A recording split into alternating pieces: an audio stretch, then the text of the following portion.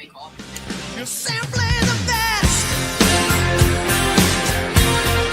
Better than all the rest. Better than anyone.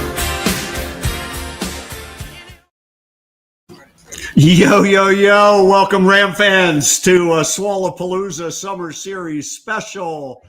We're covering the NBA draft, and specifically, we're here to celebrate what we believe is going to happen in the first round for none other than Nique Clifford, who is expected to go at some point tonight, anywhere between 12 and 26. Right now, as you can see, I'm trying to keep track. We had five picks. We're at pick number 6. Washington, the Wizards, are on the clock. But we're going to have a fun night tonight. And I want to hear from all of you. Let me know where you think. If you're out there, let me know where you think Nique's going to go.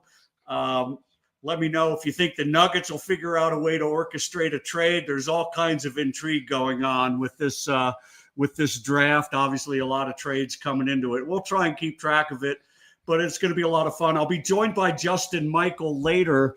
I asked Justin to come on, and Justin said, I'll be on as soon as I'm done with writing an article with where Nique got drafted. So it might be 10 or 15 minutes after Nique gets drafted. We'll spend some time talking with Justin, who has a real good feel. He's done some great articles on Nique and all throughout the season, but also at the end of the season on Nique and his prospects, and his coverage has been extraordinary. So we'll have Justin on. But before we do that, I'm going to play. I said I'd be joined by Isaiah Stevens. It's actually a pre-record. I couldn't get Isaiah live. He's busy. That young man is very, very busy. He's trying to play in the NBA next year for Miami. So I have about a 12-minute interview with Isaiah, talking a little bit, catching up with Isaiah, but most of it's about Nique. And Kevin Lytle wrote about something similar today, but this is Isaiah's take on Nique Clifford and what he saw from Nique in his time at CSU. I'm great CSU men's basketball player Isaiah Stevens, career leader in points, assists, and most importantly, the gentleman who has won the most games in a CSU Rams uniform. Zay, how are you today? Man, I'm doing good. I'm blessed. I'm happy to be on here, though, man. Happy to be. I am so excited that you could join me. I had this great idea to do a show on draft night, and I was trying to think of who would be a good person to talk to, and I couldn't think of anybody better than Isaiah Stevens, who spent a year playing with Nique Clifford. And we'll talk about what you saw in Nique in the year you played with him and what you might have seen subsequently this past year. But before we do that, let's just get caught up with what's going on with you. You just completed your first year as a professional, undrafted, but signed with the Miami Heat. Led the team to a summer league championship, led the team to a championship game in the winter, the winter showcase, and then successful G League team. And then you finally got some time with the big club as well. It was a whirlwind year. What was it like for you? Man, it was a blur, but it was a blessing all in all, being able to go through all those different experiences, like the highs, the lows. It was really cool, man. I'm thankful for the position that I was in. And it's only the beginning now, so got to continue to earn your stripes each and every year. But it was an amazing experience, great organization, learned a lot, got to be around some really great players, and got to really take time and develop my game as well. So hopefully this will just continue to be a good stepping stone as I continue my career. We're all so excited for you. It was fun. The G League does a great job televising games on YouTube, and I watched a ton of them. And so it was fun watching when you were going to work with that team up in Sioux Falls. So yeah, fantastic. Let's roll it. Let's start talking about Nique. Of course, he joined you your fifth year. Nique transferred from CU, and he came in that summer. When he came in that summer, what were your thoughts about him? Did you see an NBA player at the time? I knew he was special. I don't know if if any of us were necessarily sure what he would be able to eventually become. I mean, to me, the first time we played, I was like, yeah, he's special. But at the same time, I'm not an NBA scout. So to me, I think he had the size, the versatility, the skill, the toughness, the competitiveness. So if you ask me on day one, I think he had it. But yeah, man, it's been so cool to see just his trajectory and how he's continued to get even better uh, than what he was the year we spent together. And he was great for us. He was one of my favorite teammates I've ever played with. We hung out all the time. We went to go eat and shoot and hang out and play video games, all that different stuff, man. So I feel like I got a chance to really know him on a personal level, as long as his family also. I remember talking.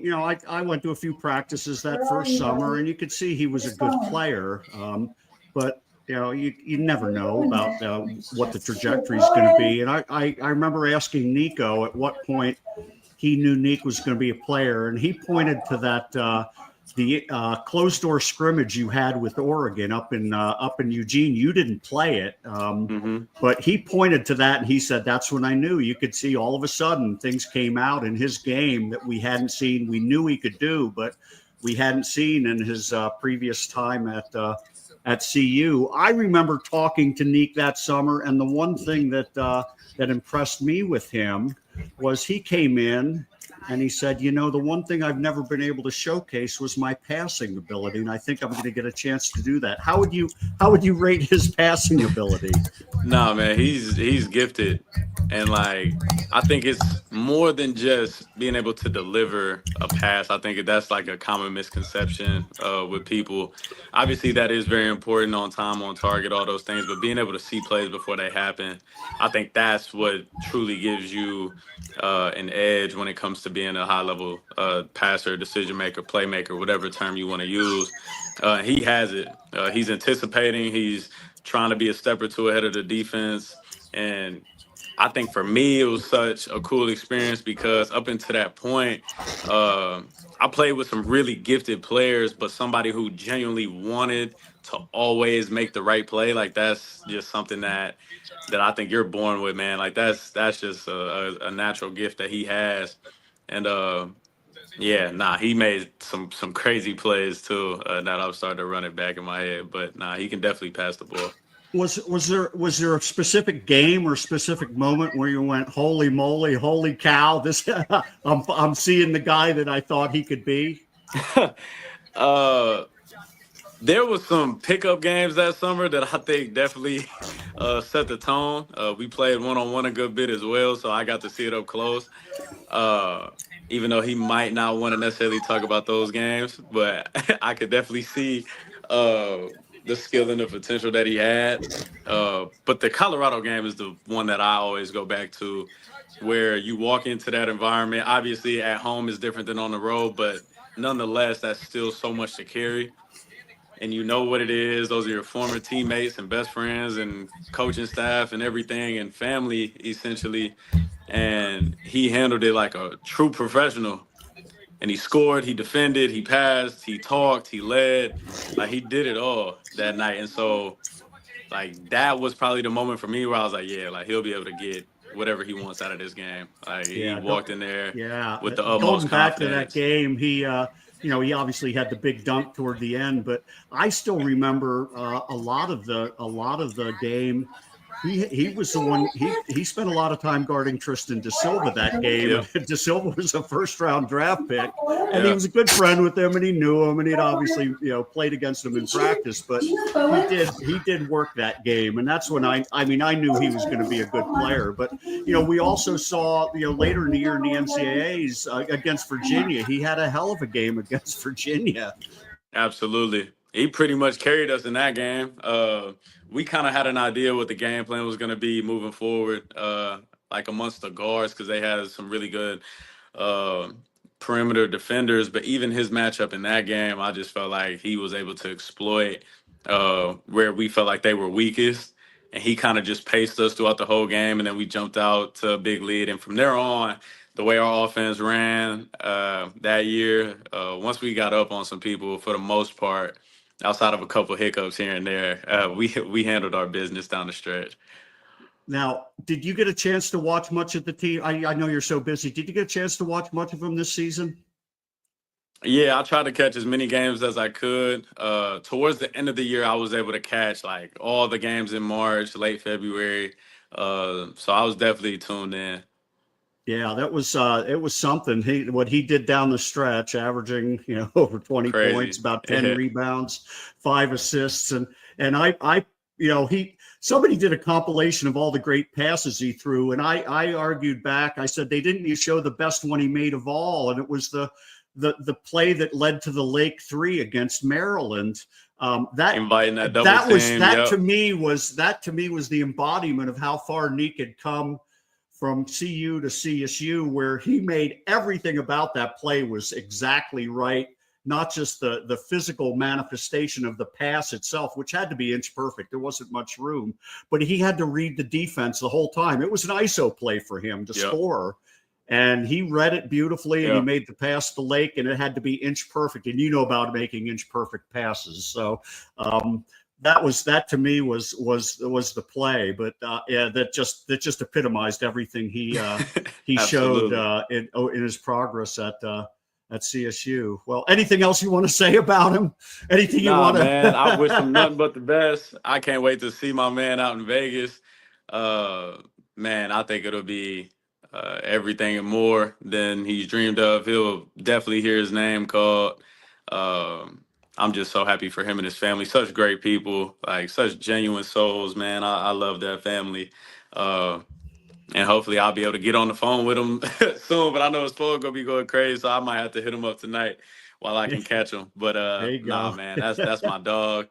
So And it'll be cool. We'll have another Ram in the mix. I So was going to say three Rams in 4 years in the NBA. None of us would have ever thunk that. And it's an exciting time. But I also wanted to ask you, when you showed up as a freshman at CSU, did you think there would be 3 NBA players in your freshman class? Because it looks like John Tonji is going to be drafted as well. oh man. Well, the short answer is no. But it's crazy what belief and work can do when you dedicate your pretty much your entire life to a goal, and you get with a group of people who believe in those goals as well and who push you towards those goals, and then you have a support system that's nothing less than outstanding. So uh, yeah, man, it's crazy. And then we got John in the mix too, like you said. That's really 3 from one apartment complex. I think is even more crazy. I think 3 from one household is absolutely something. Nah, we would have never thought that. But we knew we were good. We knew we were talented. But you never know how those things play out. So the fact that we are all getting the opportunity to allow our work to be shown, and we really earned it, I think that's probably the most gratifying part of it. Do you talk to John at all?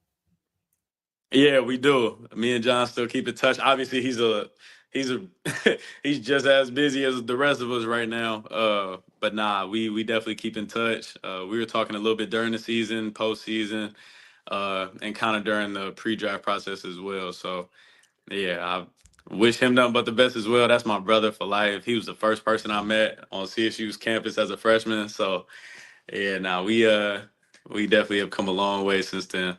Yeah, it's going to be. I'll tell you what. Tomorrow, the draft. It's going to be an exciting night for obviously for you, for Nique, for John, for David. I'm sure he'll be watching and rooting Yep. on everybody, and for all of us as fans. I mean, we're just so excited. It's been just an extraordinary few years, and Yeah, now man. we're starting the Ali era.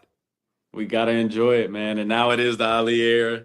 I was actually just talking to him this morning, so definitely still tied in with the Ram Nation, man. I'm super excited to see how his journey starts off too.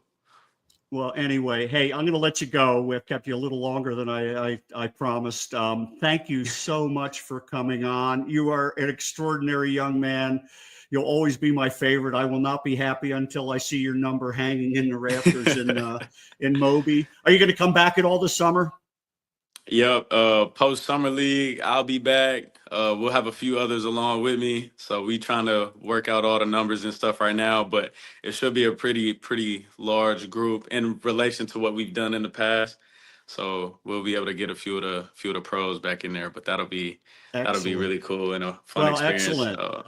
So let's make sure you let me know when you're coming back, and we'll touch bases. Zay, thank you so much for coming on. I really, really appreciate it. Let's keep in touch, bud.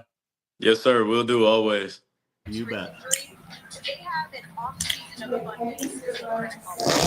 Isaiah Stevens, ladies and gentlemen, the best player to ever wear a CSU uniform. As I said, all-time leading scorer, assist man, more wins than anybody. He took the time to talk about Nique. That shows you, I think, the kind of person Nique, not just Isaiah is, but the kind of person Nique is. Isaiah had a year to get to know him. He met him during Nique's recruiting trip. Isaiah was a year ahead of Nique and met him, and so he knew him, and he had played against him before he came here. Nique had a pretty good game. It was the first time I ever saw Nique play. I didn't see him play in high school, but and I'd watched him on TV. But the first time I saw Nique in person, Nique had, I think, about 13 points against CSU down in Boulder. That was Isaiah's fourth year. That was the year that after Roddy got drafted and we got caught just a little bit short, Isaiah got hurt. He was just coming back from injury, playing on one leg, and CSU absolutely fell apart in the second half and lost by about, I think it was 93-65, something like 92-65, something like that. And Nique had 13 points, had 1 3. I remember a dunk from the wing. And I thought he was a good player, but he really didn't show all that much. And then obviously he decided to leave CU.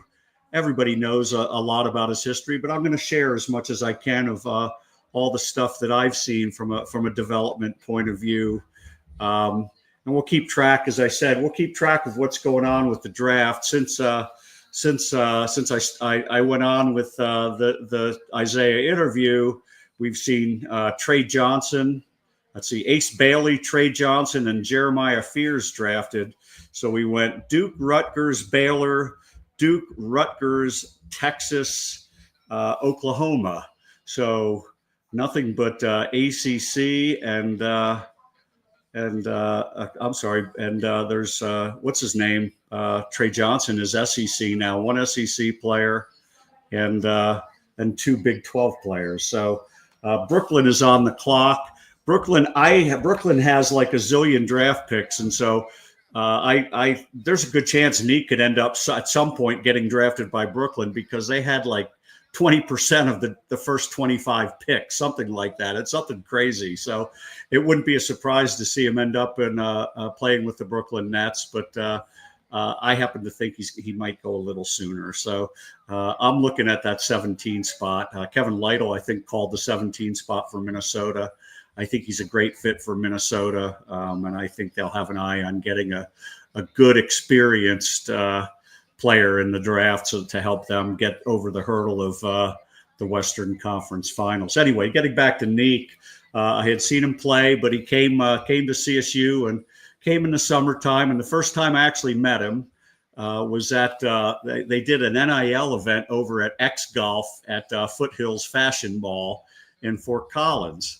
And there he was. And I went and I introduced myself and I talked with him. And I just wanted to get to know him. And he was just a very polite, just really nice young man. And I didn't know him from Adam. He didn't know me. I introduced myself. I wasn't doing a YouTube channel then. I was still just doing my blog. And then I was looking at going to a Spotify podcast. But I hadn't even started my YouTube channel when he showed up. Anyway, in talking with him, we talked, and he was, he knew I was aware of how his career was disappointing at CU, and we started talking, and he was so excited to be at CSU, and the first thing he could talk about was being in a system where he could show off his passing skills. And here's a kid, who had been a big time scorer in high school, never really fulfilled that at CU at the collegiate level. But all he wanted to talk about was, I think I have really good passing skills. And lo and behold, we started seeing that, and it was pretty amazing what he started to do. And so I want to, then the one thing I talked about was Zay. Zay talked about the CU game. I want to talk a little bit about that game, the preseason closed door scrimmage against Oregon up in Eugene. CSU went up there, and believe it or not, Isaiah Stevens didn't play that game. I happen to get a hold of, I have the box score from that game. I've never shared this. I figure it's about 2 years old and no one will worry about it, but you can look at this box score, and you'll see no Isaiah Stevens in the box score. CSU beat a good Oregon team up in Eugene by about 10 points. And Nique had like 14 points, 5 for 8, 2 for 4 from 3, 14 points, 5 rebounds, 5 assists. He actually led CSU in assists. He was brand new to the offense at that point. You can see Kyan Evans had 4 assists. Kyan actually showed a little bit up there, but it was the eye opener for Nico. They knew they had a good player. They didn't know how much, and so that was Nico's impression. That's when he knew that. That's when he knew that Nique was going to be a player. He started showing how he could work in the system, and if you remember, CSU got off to that great start, moved up to 12th in the country. They had a couple of injuries. Oh, let's see. The 8th pick is in. Let me update the ticker with this. I see it's Igor Demon of BYU, another Big 12 player.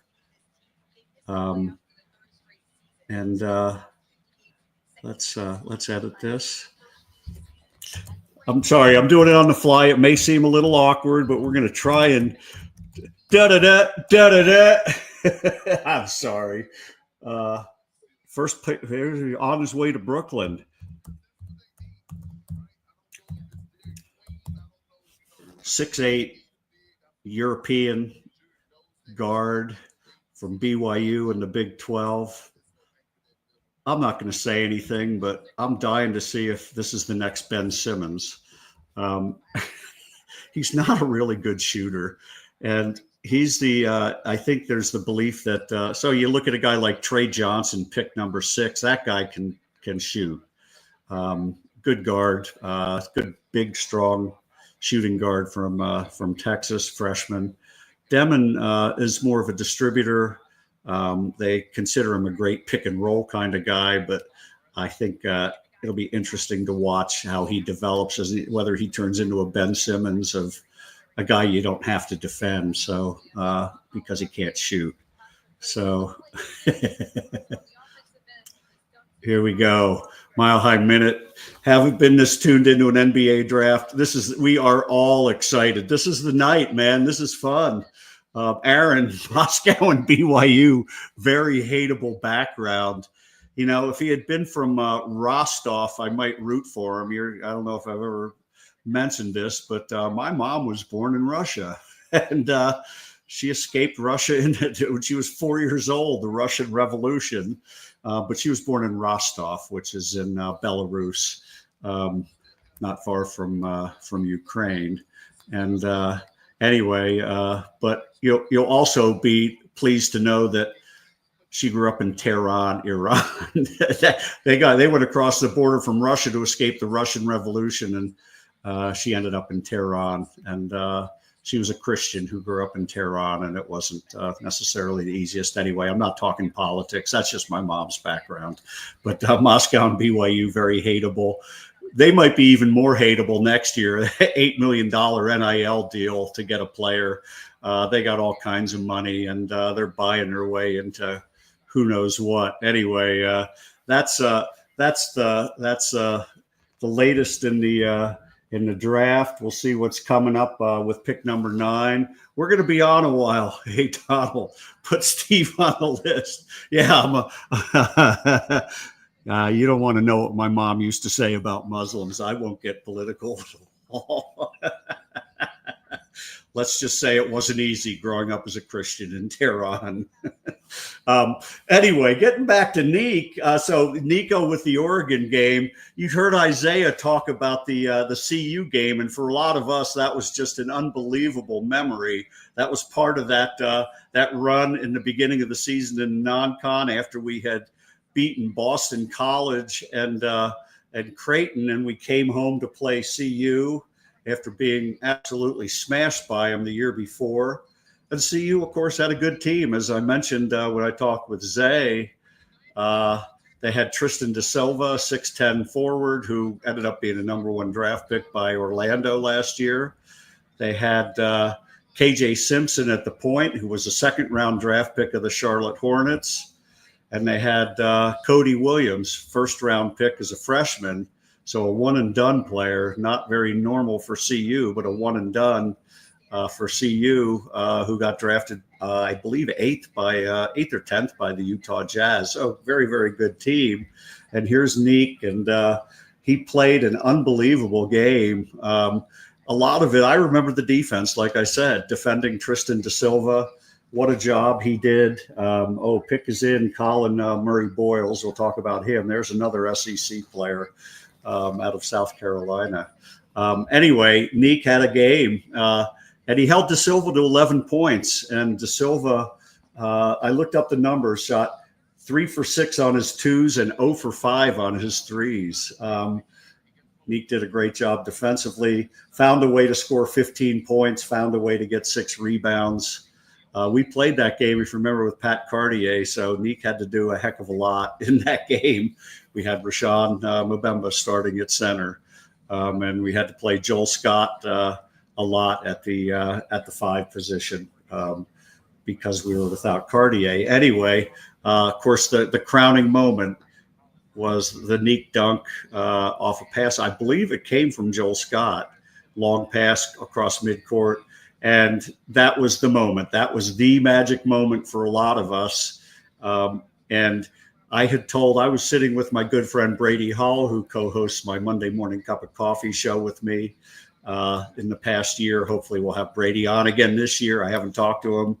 I'm assuming he's going to want to do it, but maybe not. He's busy. But I was sitting next to Brady, and I said, wouldn't it be wonderful if the exclamation point on this game was a Nique Clifford dunk in the last minute? And we got it, and everybody jumped out of their seats. And it's a extremely memorable dunk. I'm not going to show the video of it, but it was something. Anyway, that's neat. Getting back to the draft, first we got a visitor, New Mexico fan, Drea, New Mexico fan. Thank you for popping in. It is an exciting night for CSU. We're looking at getting maybe 2 people from the Mountain West drafted. We're assuming Nique in the first round. There's a good chance that Kobe Sanders of Nevada will be drafted in the second round. He did evidently really, really well. The kid has skills. And I guess he had some really good work at the really good workouts. So let me get these this updated with the proper people here. This is exciting. So we got Colin Murray Boyles to Toronto. There we go. Let's do that on the fly, and I'll see if I can keep on talking. I don't know a lot about him. I saw him play, I think, once on TV, and no relation to Bill Murray, I don't think. No relation to Tad Boyles. Ha, ha, ha, ha. but I think he's kind of a small forward, power forward type who can score and rebound, and he's really, really good in the paint. So he went to what did I say? Toronto. Yeah. What do you know? Going to have to pay those high taxes, and I don't know if they get paid in Canadian dollars or not. I hope not, because the Canadian dollar's down to about 68 cents on the dollar, I think. So anyway, another comment here. Great job again, Steve. Not yet, Lee. We got to get Nique into a good spot. We're having fun tonight. But anyway, getting back to talking about Nique, and boy, here we go. Any advice for Poncho Pat, who was -5 and ended up making triple and double bogey to finish the day? I have. I'm not sure. I'm not sure where we're at on that one. Corey's into. Corey wanted me to do a golf stream, and I just haven't had the time to do it. Here it is. Power player Lee with a power player with a 3-game. Yeah, he's pretty physical guy. He can shoot, but I think he can do a lot of work in the paint too. So he's going to be an interesting one because I think he's like a bigger version of Roddy. I think he's got a little bigger, little taller, 6'6", 6'7", similar kind of build, a little bigger wingspan. So we'll see how he does, but obviously a top 10 pick, and I'm sure Toronto is excited to get him. Next up is the Houston Rockets, which is where David Roddy is currently on a 2-way contract, I believe. So we'll see what they look to bring in. Hopefully Roddy will get a chance. Things didn't work out for him in Memphis. I don't know why they gave up on him. They've had some interesting things going on there ever since Ja Morant started running into some issues, but traded to Phoenix, and he was a complete misfit in Phoenix. He was just a trade filler. Phoenix, with all those veterans, they had no desire, and ended up moving him to Atlanta. And then Atlanta waived him, and Houston picked him up, and he signed, I believe, originally a 10-day contract, and then went to a 2-way contract. So we'll see what happens. Here we go, Corey. Thank you. I doubt it. Although I did see some whining I got a text from my buddy Joel Cantalamessa saying, why do we have to listen to Kendrick Perkins and Jay Billis talk about the NBA? And, I should love Billis because he's a Duke guy, but I can't stand listening to him. You want to talk about forgive me for sounding gross, but that guy thinks his shit doesn't stink. There's no doubt about it. He is one of those, and I don't enjoy listening to him. And Kendrick Perkins is a turnip. So you get a turnip and a guy who can't smell his own poop. And so I wouldn't be enjoying it. So I'm glad everybody's out here having fun. Let me know where you think Nique, where you'd like to see Nique go. I'm getting some great comments, but let me know where you'd like to see Nique go. I was hoping, it's not going to happen because they traded their pick, but I was hoping he'd go 23 to Indiana. I think he's perfect at Indiana, but what do I know? I think there's a good chance he's going to end up in Minnesota, as I said. And who knows? Anyway, let's get back to, I want to get back to Nique because we saw some things through his first year at CSU where, there were some games that he played, and I want to highlight, he really started coming on and gradually getting better. You saw the rebounding, you'd see some double-doubles, but there was one game, and it was a game I missed. I don't miss too many games. It's always health reasons. I missed one game, Isaiah's freshman year, when I had hip replacement surgery, and the doctor said, no way you can go. It was the day after my surgery, the game. And so I watched it from home, and that's when Isaiah made his incredible 3 at the buzzer to beat Nevada as a freshman. That was when his legend began. And then the other game I missed was when my daughter, we were out in Utah. My daughter had a stroke, and so we were out there, and I missed a game. But then that Nique's first year, I got COVID and pneumonia on top of it and had to go into the hospital. and I missed a great game against San Diego State. I believe it was the Orange Out game, and against a very, very good San Diego State team. If you remember, they were Sweet 16 good. It was the year after their run to the championship game. Nique ended with 20, 10, and 5. And those numbers should sound really familiar because that's kind of what he did this year. But that was the game where we started seeing you really saw what he can do. And, you know, we kind of went up and down through the rest of the year. We struggled on the road. We won at home, ended up 10-8. Barely, and had played a great non-conference portion of the schedule, and that's what got us into the NCAA tournament. We went out in the semifinal round of the Mountain West tournament to New Mexico. New Mexico went on to win the Mountain West tournament, oh, there we go. Malwatch of Duke. There we go. Let's get that one in there. Let me put that one in. Corey, I'm surprised too. I think he's a wonderful young player. And I'm not saying that because he went to Duke. I'm saying it because he's very inexperienced. He has not played a lot of basketball. He's from South Sudan, and he played in the Olympics against the U.S. and played pretty well for a freshman. So he ended up at Houston. That's a good pick for Houston, I think.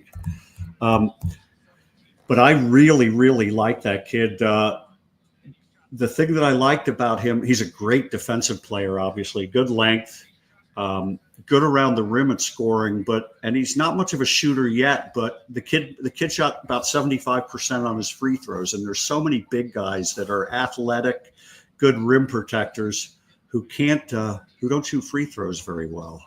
And so I actually like him. I think that's a good pick. I thought he would probably go a few picks higher, but nope, not today. So anyway, getting back, I started talking about I finished with the kind of the San Diego State game and where CSU was, and they went to the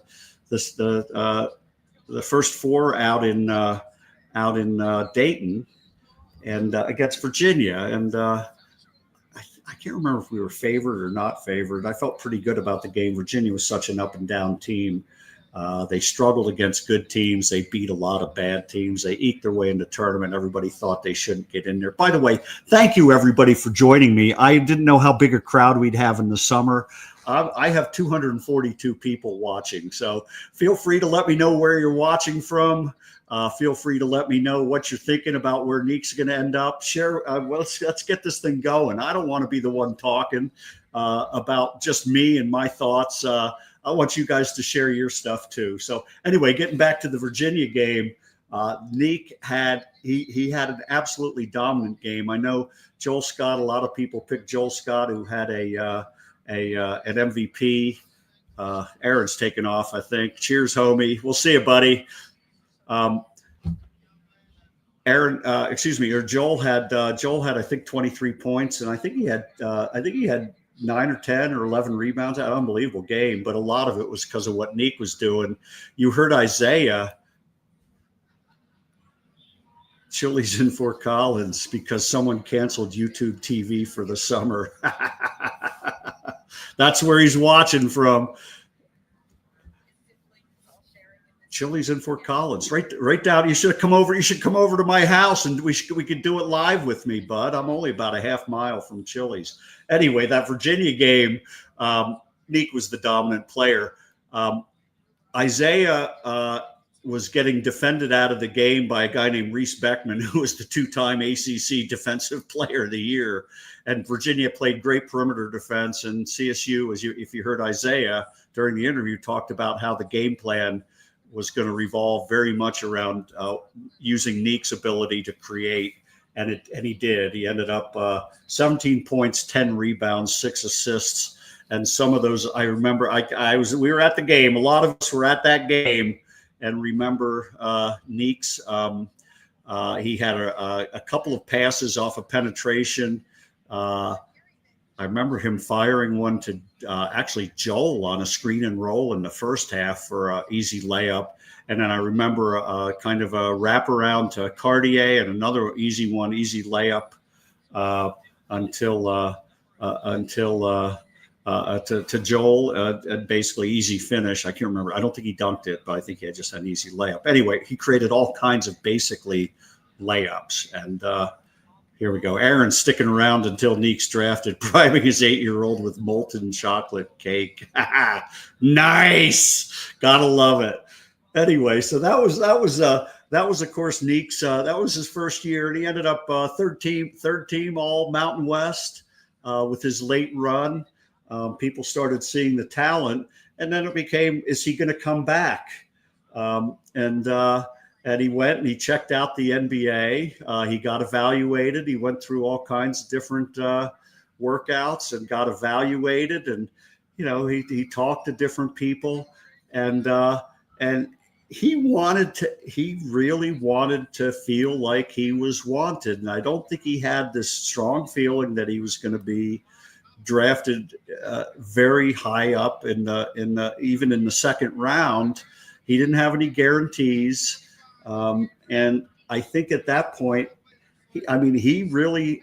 this is a guy that was always going to bet on himself. This is a guy with tremendous, even though he's about the most humble young man you're ever going to meet, he also has this quiet confidence about him, and he's always believed in himself.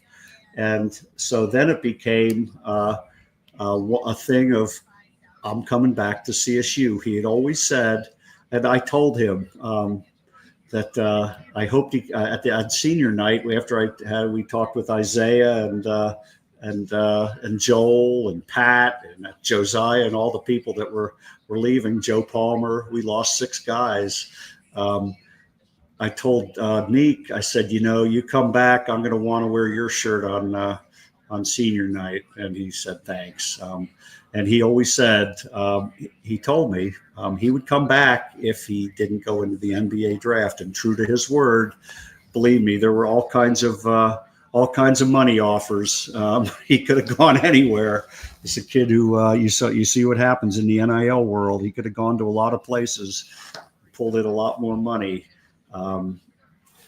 He chose to come back to CSU because he found a system and a family and a home, set of coaches that he really, really liked. And so it began. So it began the summer workouts, and he looked good to me right away. You could see he was the quiet leader of the team.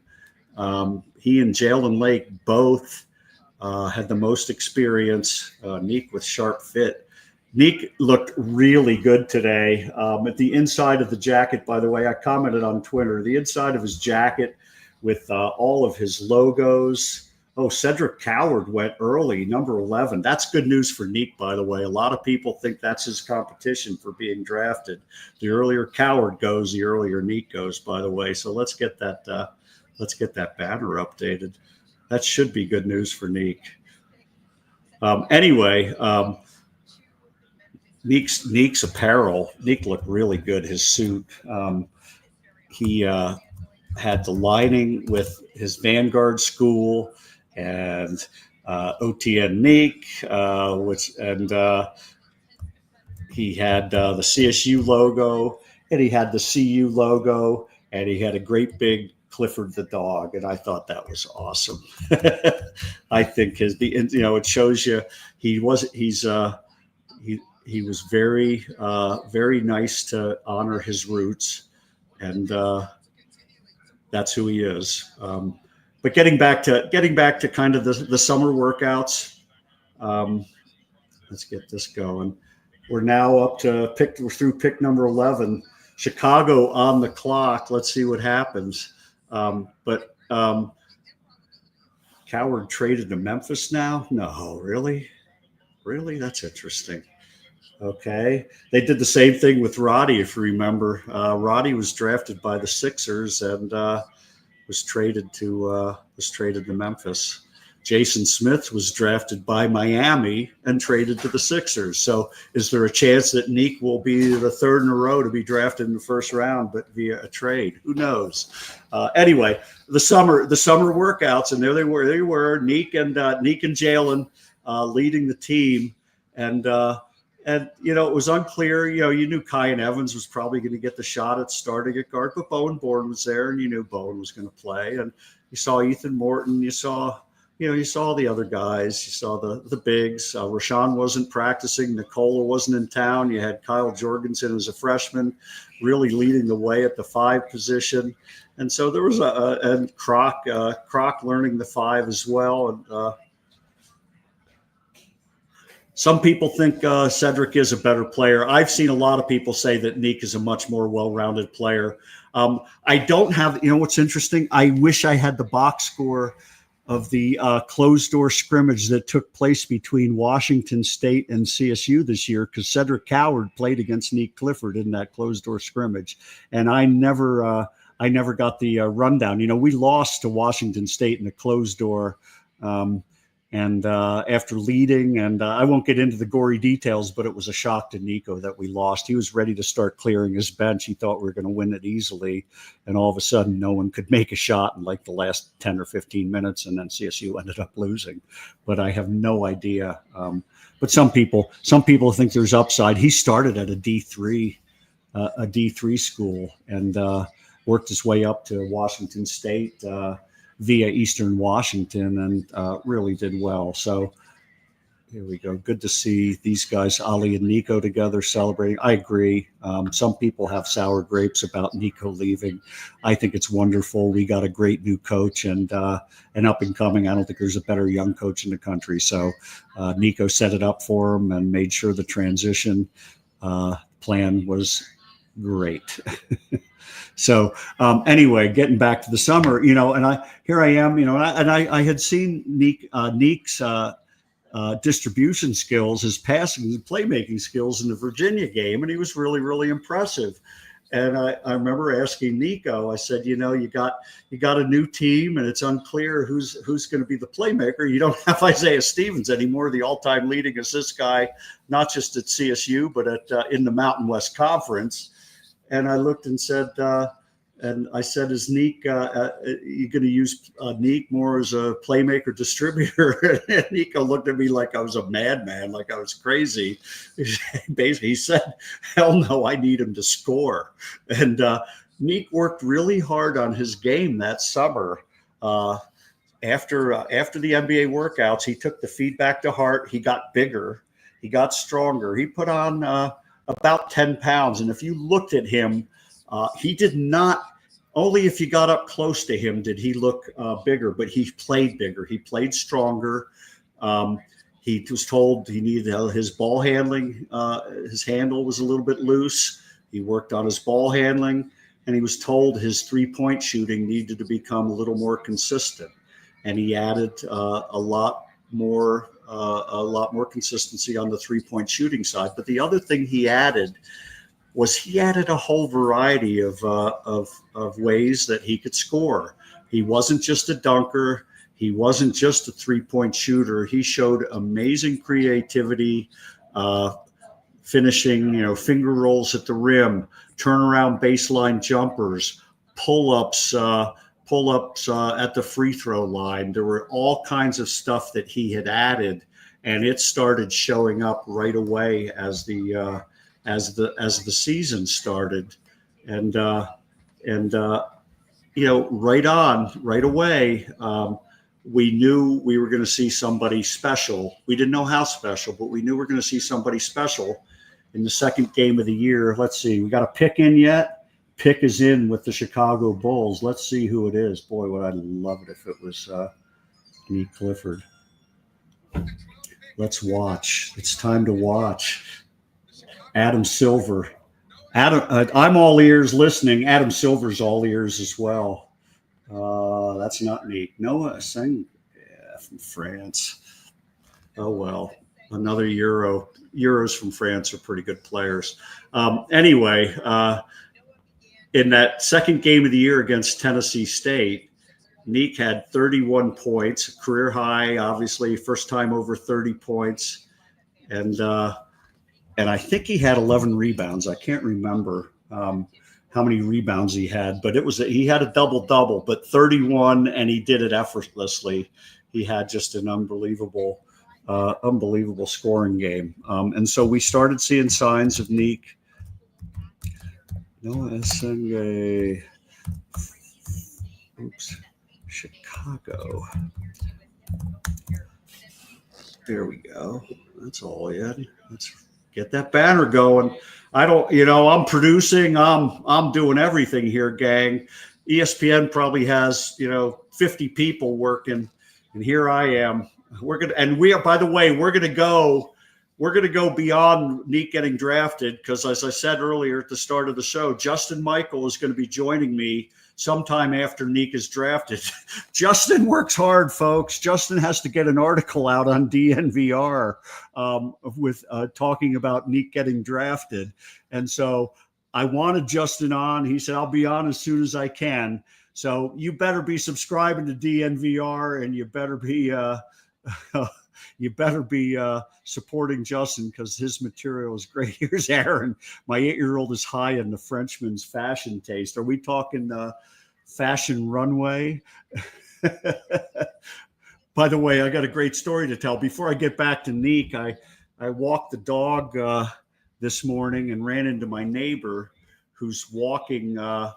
She's walking her daughter's dog. Her daughter does not live here anymore. Her daughter lives in the LA area. She graduated from, I won't give you her name, but she graduated from Fort Collins High School in 2003 and went on to get a degree from the University of San Diego. And everybody always told her, you should think about being a model. You're so pretty. She was lean, and she's about 5'8". After she got her degree, she went on to become a very big time model. She did a lot of print. She didn't do much runway stuff because the runway models tend to be taller. She was only about 5'8", but she had homes in LA, New York, and Paris. So Paris, obviously a lot of good fashion taste. Anyway, she left her dog with her mom in Fort Collins on her way to Morocco for some time. So she's still living a jet-setting model's life, and we'll be back to pick up the dog at some point. So anyway, I just thought I'd interrupt with that. I'm not sure Noah's game will be better than Carrie Booth. I'm hoping. We'll talk more about Carrie as the summer goes on. I'm not going to talk about Carrie yet. There's a lot of potential there, and we'll get to know Carrie this summer. I'm going to, by the way, I'll probably mention it a few times before I close the show down. I'm going to have Brandon Recksteiner on tomorrow night. We're going to do a Swolapalooza Thursday, Summer Series Thursday, and Brandon Recksteiner will be my first of the new Portal players to do a show. I had talked to him at practice about 2 weeks ago, and he's excited to come on. Great kid. I'm looking forward to having him. I think he's going to end up being our starting point guard this year. I could be wrong. I've been wrong before, but we're going to have Brandon on tomorrow night. I still have to send him the link to get into the show. I'll do that when I finish this show off tonight. Anyway, let's get back to talking about Nique's season this past year, because it was an interesting season because so much of what he did the whole year, you saw a tremendous growth, like I said, over the summer, but there was still a lot of learning that had to take place for Nique, because now all of a sudden he went from being one of the key players to being the absolute very top of the scouting report. And it started very early on. And there were some games where they made it really, really hard for him. And we didn't have the things worked out on offense. People were collapsing in the paint. They would pressure him on the perimeter and collapse players into the paint. And there was very little room for him to maneuver. And he had to learn how to handle that. And then came the CU game. And he did not have a good game at CU. And I think he ended up with 9 points, but he struggled. He absolutely struggled.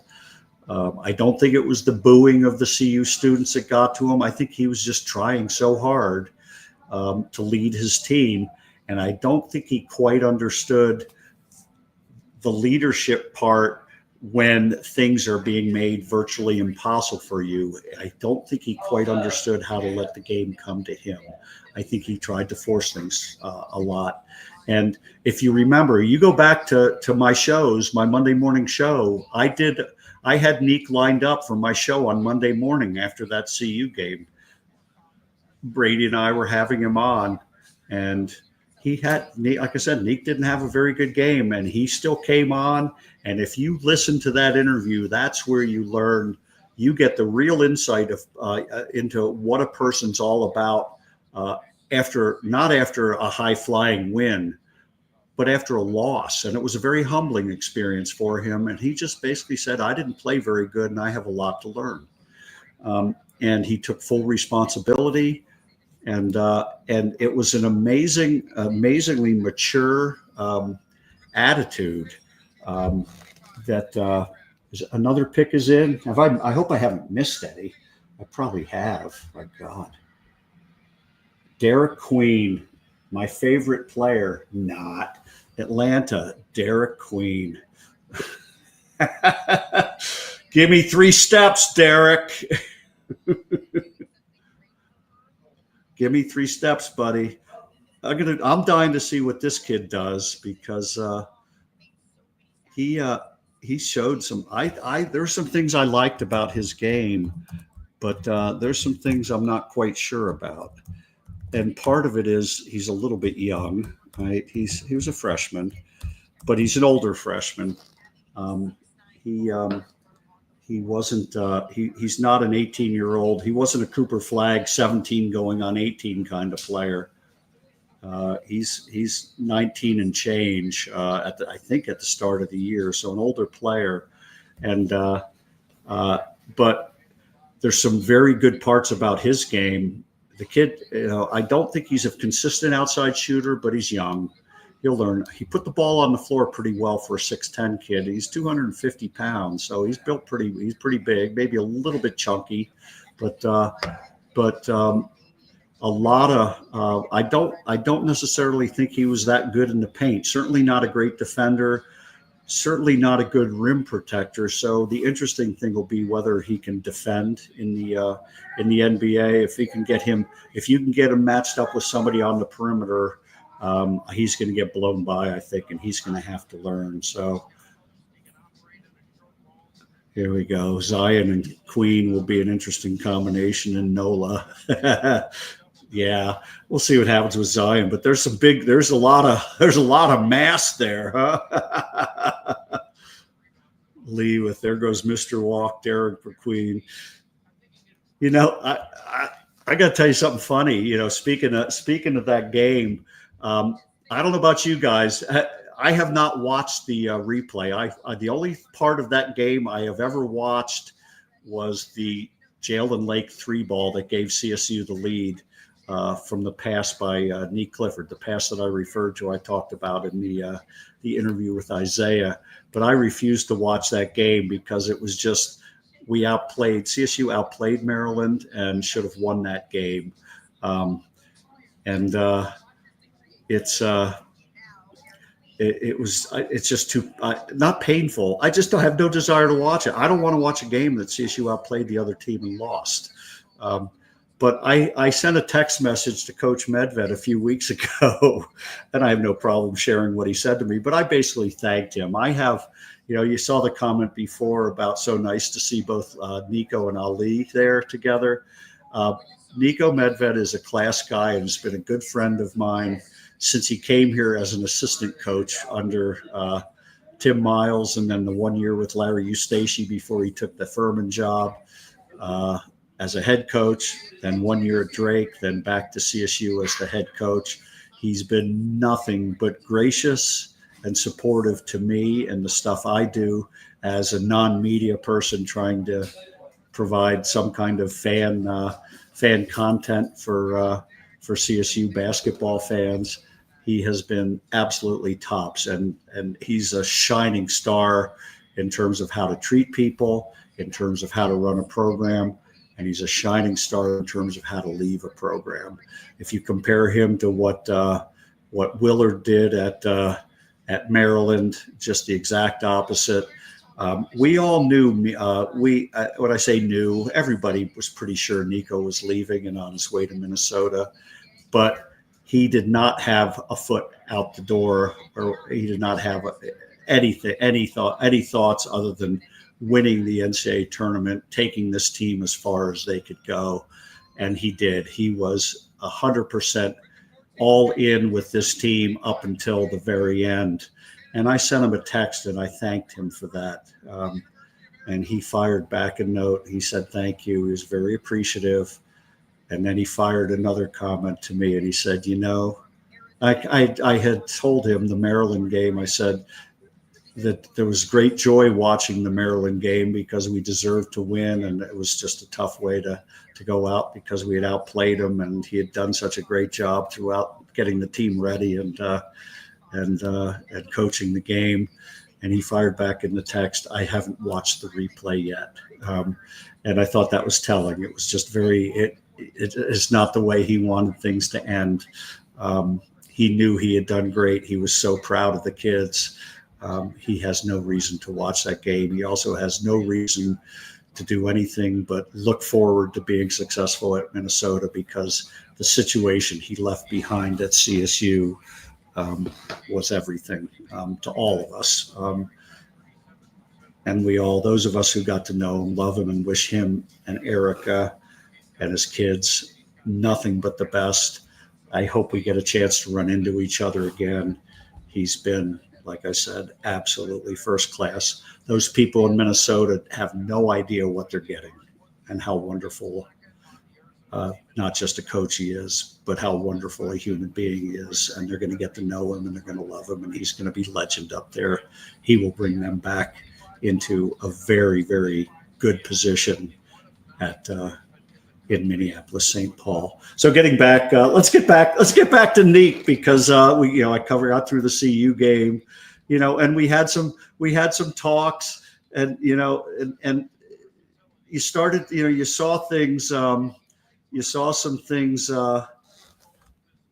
Let's see, who we doing? Is Carter Bryant picked? Did we go Carter Bryant yet? We did go Carter Bryant, didn't we? With pick number 14. Are we already on 14? I have no idea. Golly. Let's get this updated. 13, yeah, Carter Bryant. Good player freshman out of Arizona. Although I'll tell you, I saw him play a little bit at who did he get picked by? The Spurs? I saw Carter Bryant play. He played in the nightcap up in Seattle after CSU. He played for Arizona against oh God, who was it? But it wasn't very good. And then I saw him play against Oregon. I left at halftime. He really didn't do all that much against Oregon. He was okay. But he's young and talented, and you know how the NBA loves young and talented athletes who show something over a few games and not the consistency. But getting back to Nique, Nique, we had this. Here we were sitting. Started a little slow in conference, lost a few games, but if you go back to you start looking at the first game against Boise State at home. The first game against Boise State at home, he had a 20 plus point. I think he had 10 or 11 rebounds, and I think he had 5 or 6 assists. And he had one of those 20-10-5 games against Boise, and he was doing it against good teams. And all of a sudden, we can talk about the team really coming together. But I would argue what was really interesting is when they really started coming together was after a loss, and it was after the after the Utah State game, where they lost and ended up losing by 8. They went down by 23, something ridiculous, 36-13, I think, something ridiculous, 38-15. Maybe it was 38. I don't know. They were down in the 20s and they were terrible, turning the ball over, and Utah State couldn't miss. But they came back. They cut the lead. Then it went back up again, and then they cut it back to 8. And they really played well the last 28 minutes and outscored Utah State in Logan 72-58 over 28 minutes. 72 points in 28 minutes. You can do the math. That's over 100 points a game, kind of averaging, and really looked good doing it. Once they figured out how to play against Utah State, got a little bit of confidence. And I talked to Nique. Actually, I had him on. I did a pre-tape. I remember doing a pre-tape with him. I was going to have him on for my Thursday night show, and he couldn't make it. They were busy. They had I can't remember where the game was, but I think they had to travel, or he was busy doing something that Thursday night. So they played in Logan on a I believe a Tuesday night, and they didn't get out at night. They flew back on. Or it might have been a Wednesday game. Anyway, the next day, they couldn't get out the night of because of weather, and they flew back the next day. And he didn't get back until they landed in Fort Collins, Loveland about 1:00 in the afternoon. And by 3:00, he was doing a pre-tape with me. He actually followed up on a commitment he had made, and he didn't have to do it. If he had called and said, "Hey, I'm really tired, we just got back," but he was kind enough, and that's the kind of person he is. They came back from that game, and he felt pretty good about things. And I remember him saying something, and it wasn't bragging, and it wasn't BS. He looked at me and said, we probably shouldn't lose another game this year. And you start thinking, here you are, you're just kind of being leading a fan channel, and that's the kind of stuff you want to hear, but there's always that little thing in the back of your mind, the skepticism. But with him, it was just said in such a way that it was so believable. And lo and behold, CSU really took off after that game, and you had that incredible run after Utah State, and that's when CSU refused to lose, and not just didn't refuse to lose, they started just absolutely smashing people. So let me see if I can. I'm trying to get into. There we go. Let me get in there. So after that Utah State game, we came home to Wyoming. 88-53. We had Nevada. Nevada played us pretty good. Wyoming, at home. And then Nevada at home. And Nevada played us really well. That was a game I remember. They came out and they had us. They were making shots, and Nick Davidson, Kobe Sanders had it going offensively. And we came on and ended up going ahead by 19 points and only winning by 8. Then it was UNLV, an 8-point win at UNLV, and then it was Air Force, 22 points down in Colorado Springs. Then it was back home to Utah State and a 93-68 win.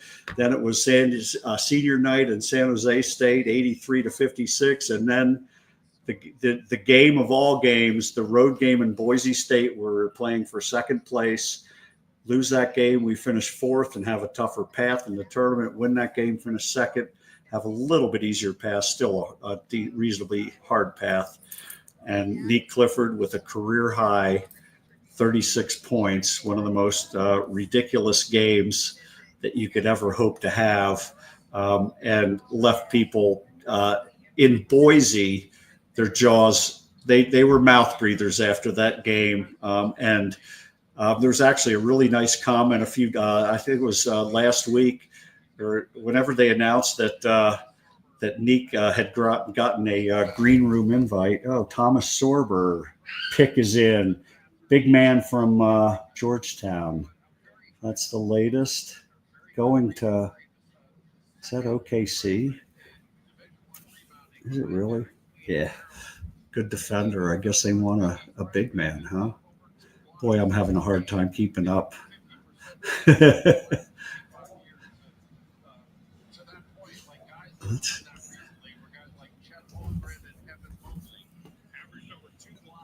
I'm sorry. I'm going as best as I can, gang. Stick with me. Thomas Sorber, 15 to OKC. I didn't realize they had the 15th pick. I think that's a good pick for them, but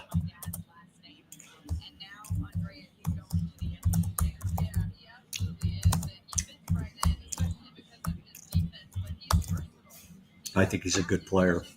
I like the way that kid looked, so we'll see. The weak get weaker sometimes. The strong get stronger. I don't like that Utah pick, but I like that Utah pick of Ace Bailey. Not a big fan of him, and but I think Sorber's going to do well. Anyway, getting back to kind of Nique's run, that game against Boise, where when Nique got his green room invite. One of the people that commented on social media is a guy named BJ Rains, who runs a media site that covers Boise State sports, and he had nothing but complimentary things to say about Nique Clifford after the game. But he got his green room invite. He said it's obvious this guy's a first-round draft pick. No surprise here from anybody in Boise, and the number of people that chimed in from Boise that had seen that game. 36 points, 9 for 11 on his twos, 4 for 7 on his threes, 6 for 6 on his free throws. Absolutely unstoppable. Ended up with only 4 rebounds, 3 assists, 2 steals. Completely dominant performance as CSU outscored Boise State 32-13 over the last 10 minutes, delivering one of the great individual performances and one of the great team performances in recent years, and that was a springboard game to launch CSU into the Mountain West tournament, where they handled Nevada in a very tough game, then absolutely destroyed Utah State, even though it ended up being about a 12-point game. CSU led by mid-20s with 8 minutes to go, and then it came Boise State. And what could have been a close game and a tough matchup, Boise State trying to make sure they got into the NCAA tournament. Once again, CSU put 20-plus points lead on them before winning by 13, 69-56. Nique Clifford voted the most obvious, most valuable player of the tournament after being named all-conference at the end of the season, losing player of the year to Donovan Dent from New Mexico.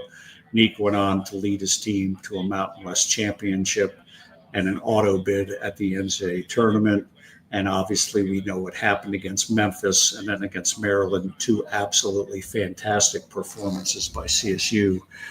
But a lot of people were highlighting, well, Nique did really, really well those last, since February, 8th, and it was like the last dozen games, and he averaged like 21 points and 10 rebounds and 4.5 assists or something.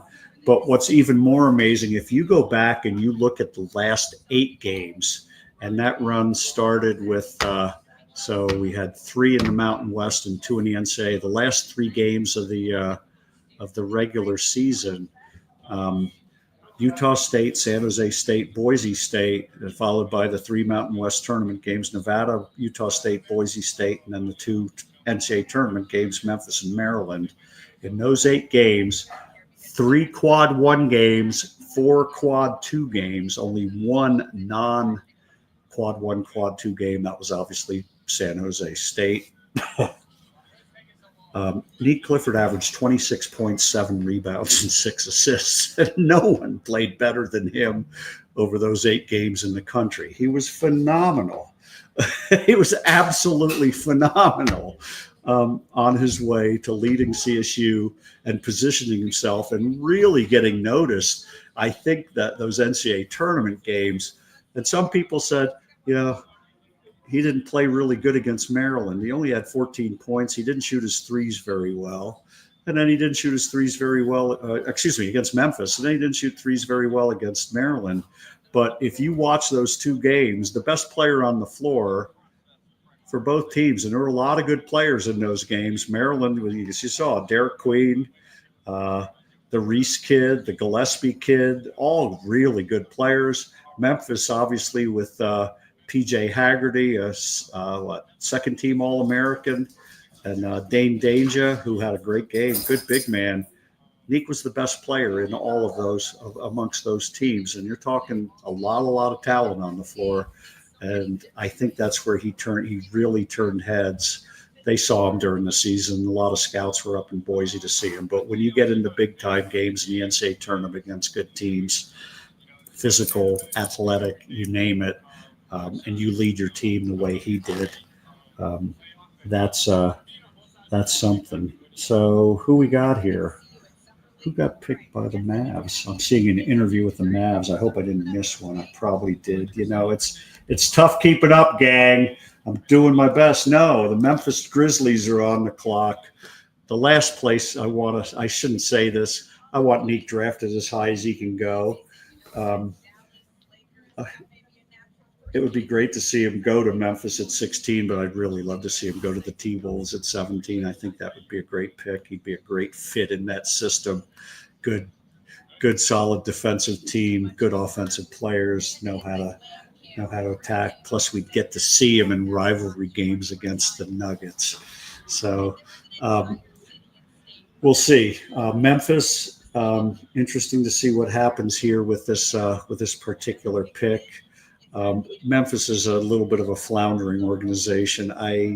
They look good. They look like they had things going a couple of years ago. Roddy's first year, his rookie year, they looked like they had things going. Roddy was getting minutes. He was about the 9th player, so he'd get minutes off the bench. But they looked like they were going to be a team, and then they have since fallen apart. And a lot of it has been driven by Ja Morant and some suspension problems. You know, showing guns at Shotgun Willie's will not earn you a lot of cred. Flag's interview is taking forever. You're gonna get to know him really, really well over the next few years. You know, I was reading something today with the new collective bargaining. If things go well for Cooper Flagg, he won't just make a ton of money with endorsements. He could become the first player to make $1 billion in salary. It's not unrealistic to think he's going to make $1 billion in salary in the NBA. So we shall see. Anyway, so Sorber. Who? Oh, there's a great pick. Who the hell is Hanson Yang? What is that all about? That sounds like a project. That sounds like a team wanting to do salary dumps that wants to do nothing. Is that for real? Is there really a guy named, hey, so I can't listen. Tell me, what are they saying about this Hanson Yang? What is that all about, gang? 16. Hanson, really? That's a real player? Somebody let me know. Leave me a comment on this. Leave me a comment. This is a bit of a shock. I never saw his name in any Chinese all-star. Thanks, Chad. Here we go. 7'2". What does he weigh? That's what I want to know. Is he a Yao Ming big Hulk, or is he a what was the name of the kid from BYU, 7'6" and weighed 190 pounds back in the day? Here we go. Here, Zach Edey and Yang Hansen playing together. That to me is crazy. Why would you? That's beyond Twin Towers. It reminds. So you had the Twin Towers. here we go. Slow feet in the review I read. Well, Zach Edey doesn't exactly have fast feet either. He looks okay, but I don't think he's ever going to be a superstar. You know, they say you can't coach height, but you know what? In the NBA, they can't coach perimeter. They can't coach perimeter defense to big guys. We'll see how he does. But I remember back to the Twin Towers in Houston when you had Hakeem Olajuwon and Ralph Sampson. Of course, Sampson at 7'4" was slender but talented player, and of course, Hakeem was as good as they come in terms of talented, athletic big men. But at the time, the Denver Nuggets had a pair of players named Danny Shays and Blair Rasmussen, and we used to go to the games. There we go, Chad, with 253 pounds. So 7'2", 253. Let's see if he can run the floor. Let's see how he does. Anyway, getting back to Danny Shays and Blair Rasmussen, we had like a 10-game mini season ticket package. We had 4 seats, and we used to go have fun. And we had those guys when you had Rasmussen and Dolph Shays or Danny Shays, Yang heading to Portland makes a little more sense for Memphis. Traded him to Portland. There we go. So yeah, okay, that makes sense. So now Portland will suck. I'm sorry, but we used to call those guys. We used to call Shays and Rasmussen the Twin White Dopes. So you had the Twin Towers in Houston. We had the Twin Dopes in Denver. And if you remember, Denver, they were good players. They were great players, but they played the game the right way. You had Doug Moe coaching, and you had Wayne Cooper at center, Calvin Nat and Alex English at the forwards. You had TJ. What was it? TJ. What's his name? TR Dunn, and the great Fat Lever, who was one of my probably my all-time favorite Nugget, because he was a high school player in Tucson when I was in graduate school. But you had the Twin Dopes, Blair Rasmussen, and so good. We don't have to worry about the Twin Dopes in Memphis. We'll get to see them. I guess maybe they're looking for a big, slow defender. I'm sure Nikola Jokic will have trouble with this guy, huh? Doubtful. So we got now a guy from France. Pick is in. Joan Behringer. What's a guy doing with a woman's name? Joan Behringer. For real? And this is Minnesota with the 17th pick, huh? Versatile defender. Okay. So they're going to start going for defenders, huh? Maybe they're going to teach people the Alex Caruso grab the arm defense. 17. Really? Joan Behringer. Continuing the French Revolution when it comes to the NBA, which, by the way, these guys are good players. A lot of these guys from France. You've seen Wemby play.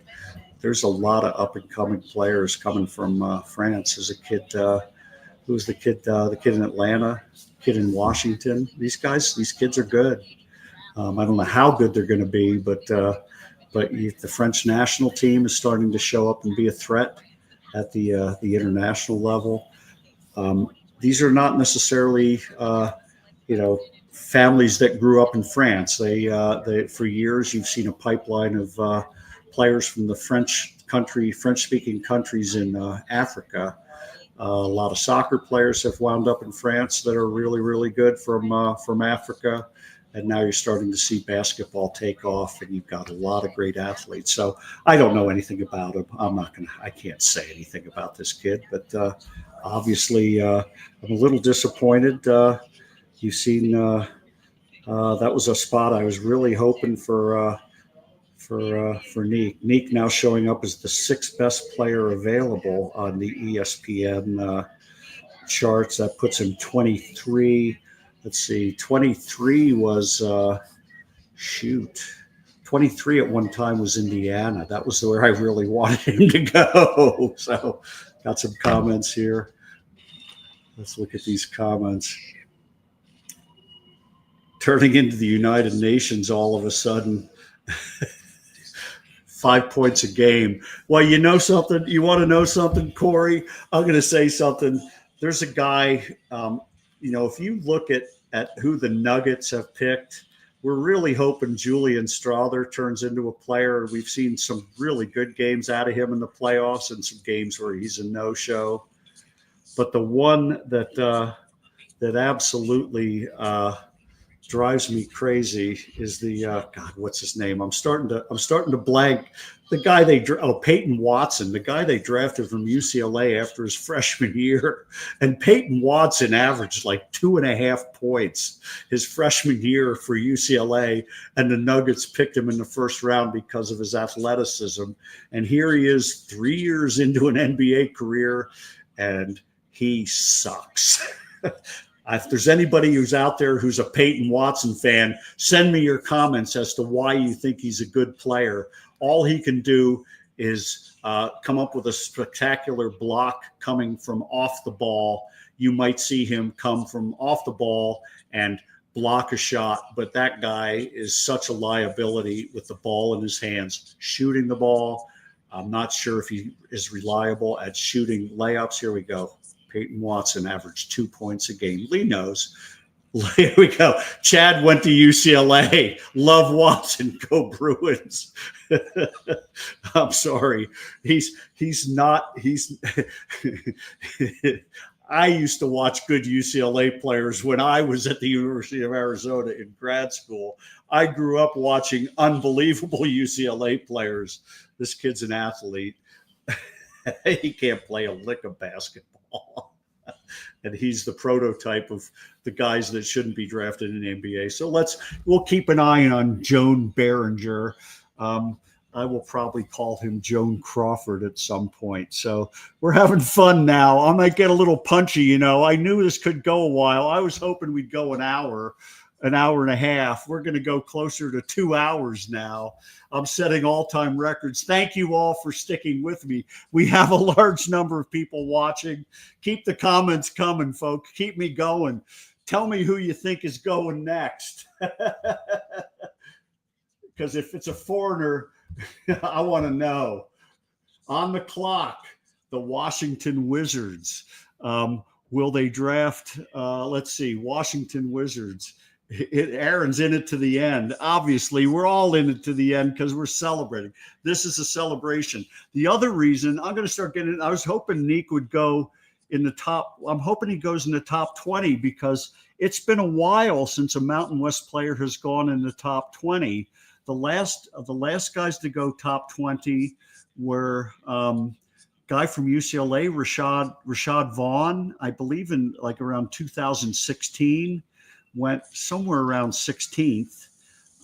Tony Snell from New Mexico, the great Tony Snell, one of the most underrated players to ever play in the Mountain West, one of my favorite players. Tony Snell went somewhere around 15th or 16th out of New Mexico. I think he was 2014, maybe 2013.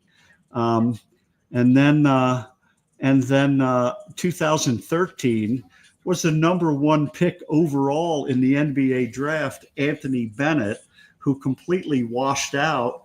And those of us who saw him play, it was really interesting because that kid was a really, really good player. But I remember when they came to Moby, I still remember he was a freshman and he was 6'8" and 230 pounds, and he could shoot and he could do a lot of things. He was a very, very good player.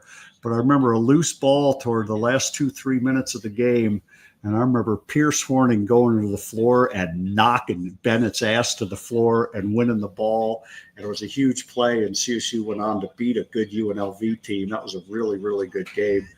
Anthony Bennett got drafted number 1 overall out of the Mountain West, and he washed out in 3 years. The one thing that he had was I think he had asthma, and he never was able to play enough minutes. You had guys, there were guys, that's one of those things when you look at guys with medical problems. Anthony Bennett had medical problems, and they were not things that you were going to necessarily fix. I go back, you go back 10 years before that. Adam Morrison, actually not 10 years. Adam Morrison, I believe, was 2007. I think it was the same year Jason Smith got drafted. Adam Morrison out of Gonzaga was considered the top player on the West Coast. He was really, really good. Led Gonzaga to, I can't believe, I think they lost in the Elite Eight. They were a top 5 team the whole year. Great team. Morrison averaged, I don't know, 25, 28 points a game, just unbelievable scorer. But he had some, I can't remember if he was diabetic or what, but he had medical issues and he never made it in the NBA. And that kid was phenomenal. I remember sitting next to an NBA scout at a game down at Air Force, and the guy loved Jason Smith. Jason ended up getting drafted, I believe, 20th in the first round in 2007. This guy loved Jason Smith. He was, by the way, a UCLA player that became a scout in the NBA. God, I'm trying to remember his name. I'll remember it at some point. But a really, really super guy. And he said, I said, who are the best players? He goes, on the West Coast, Adam Morrison's easily the best player on the West Coast. So you never know how things are going to work out. But those are the guys, those are the guys in recent years in the Mountain West who got drafted in the first round. You obviously had Malachi Flynn, who went, I think, around 23rd. Roddy went, I believe, 22nd or 23rd. And those are the ones that went. So here, Corey, I can't believe Yang Hansen got drafted this high.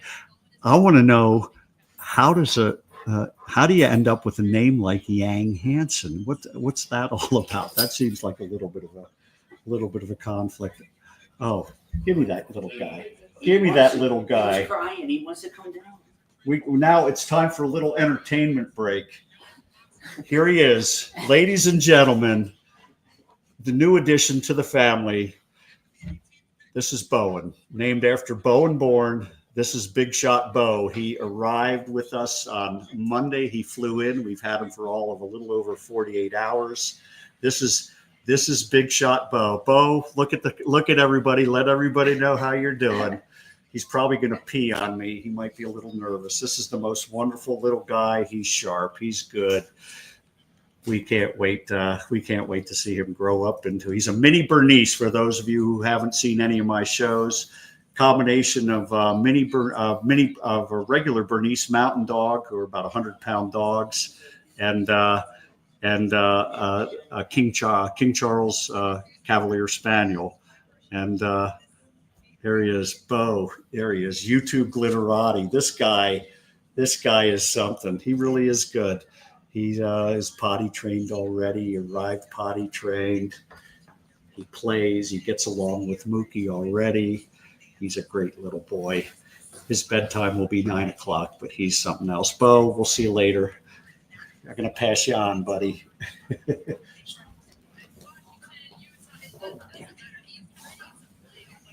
He's a good little guy.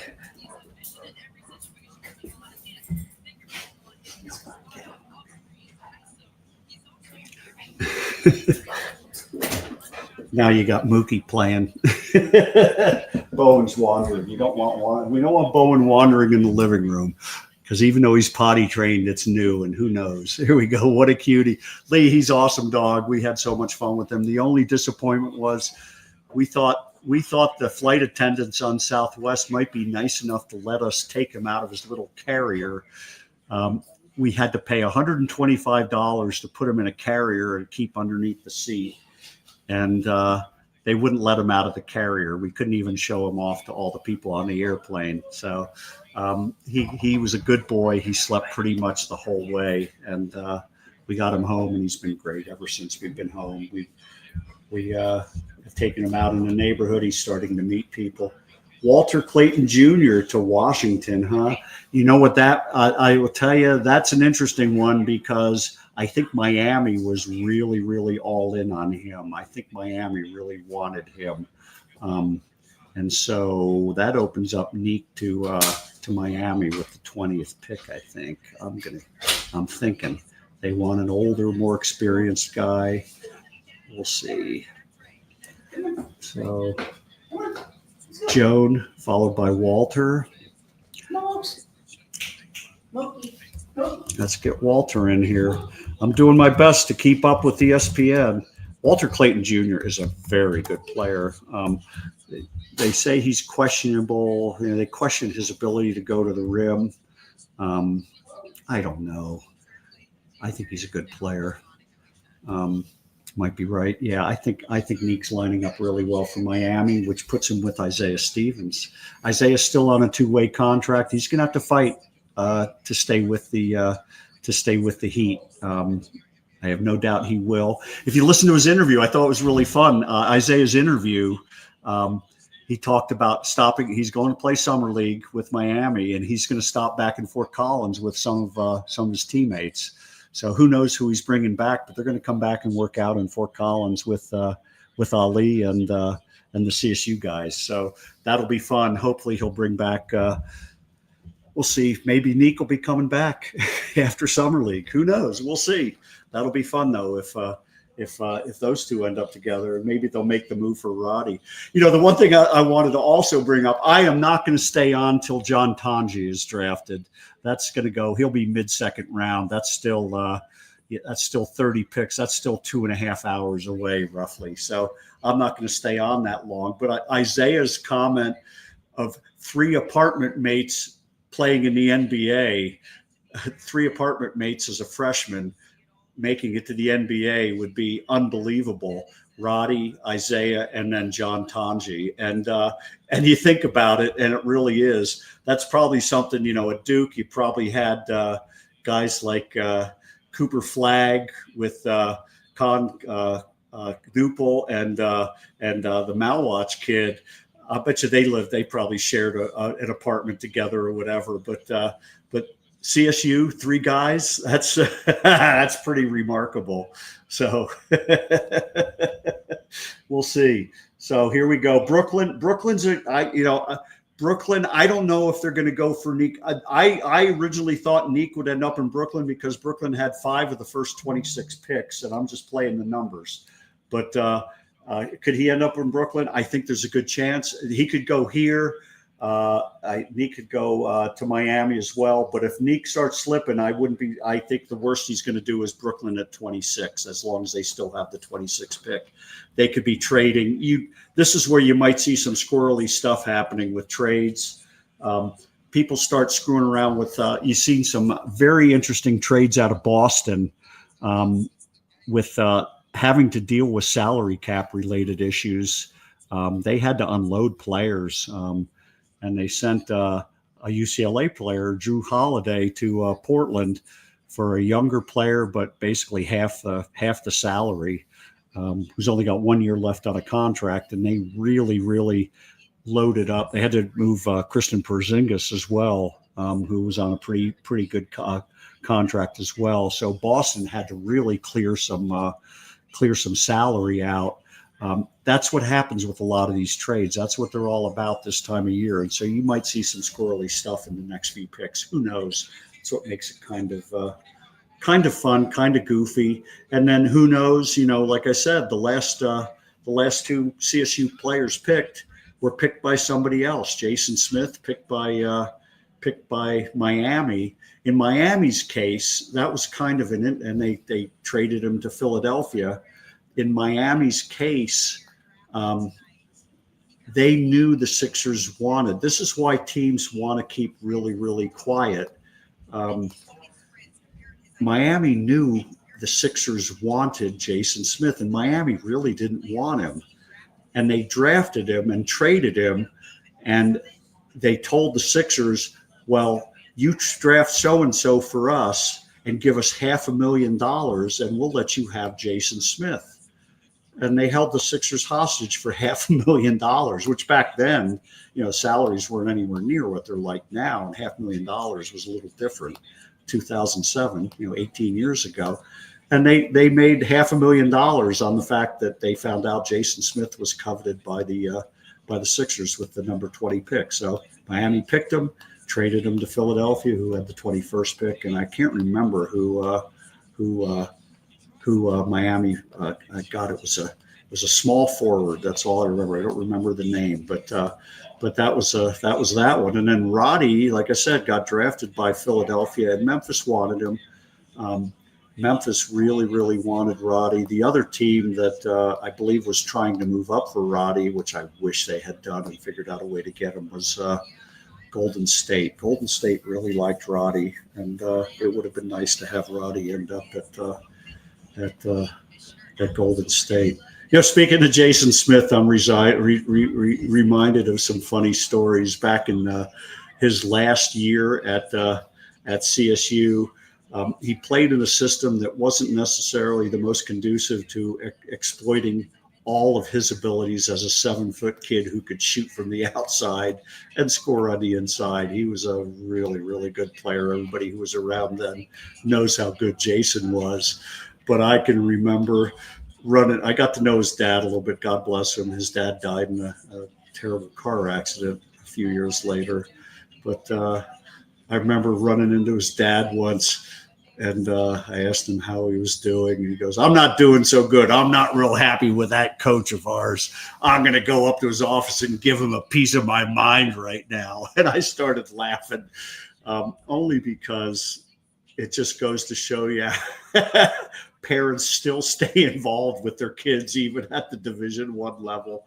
I just started laughing. I don't know what he said to him. I have no idea what it was all about, but I still remember that story. I don't know if I've ever told that one, but it was pretty damn funny. Jason was a heck of a player. Ended up having he played till about 2020. He played for about 13 years in the NBA. Played with a variety of teams, started with the Sixers. He played in Washington. He played in Orlando. He played in New Orleans.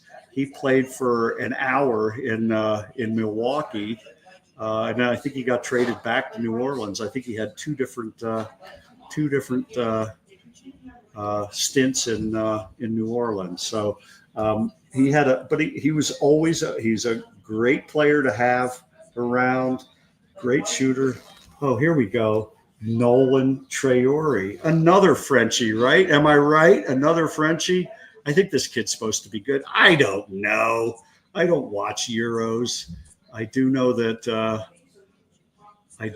player that was the MVP of the Portuguese League playoffs, playing for Benfica. None other than Nico Carvalho of CSU led his team to. Oh God, can I not? Am I out of editing space? No, not yet.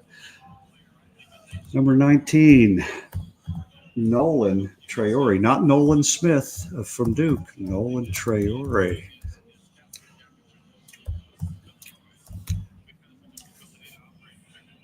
Another Brooklyn. Anyway, here we go. Let's get that one in.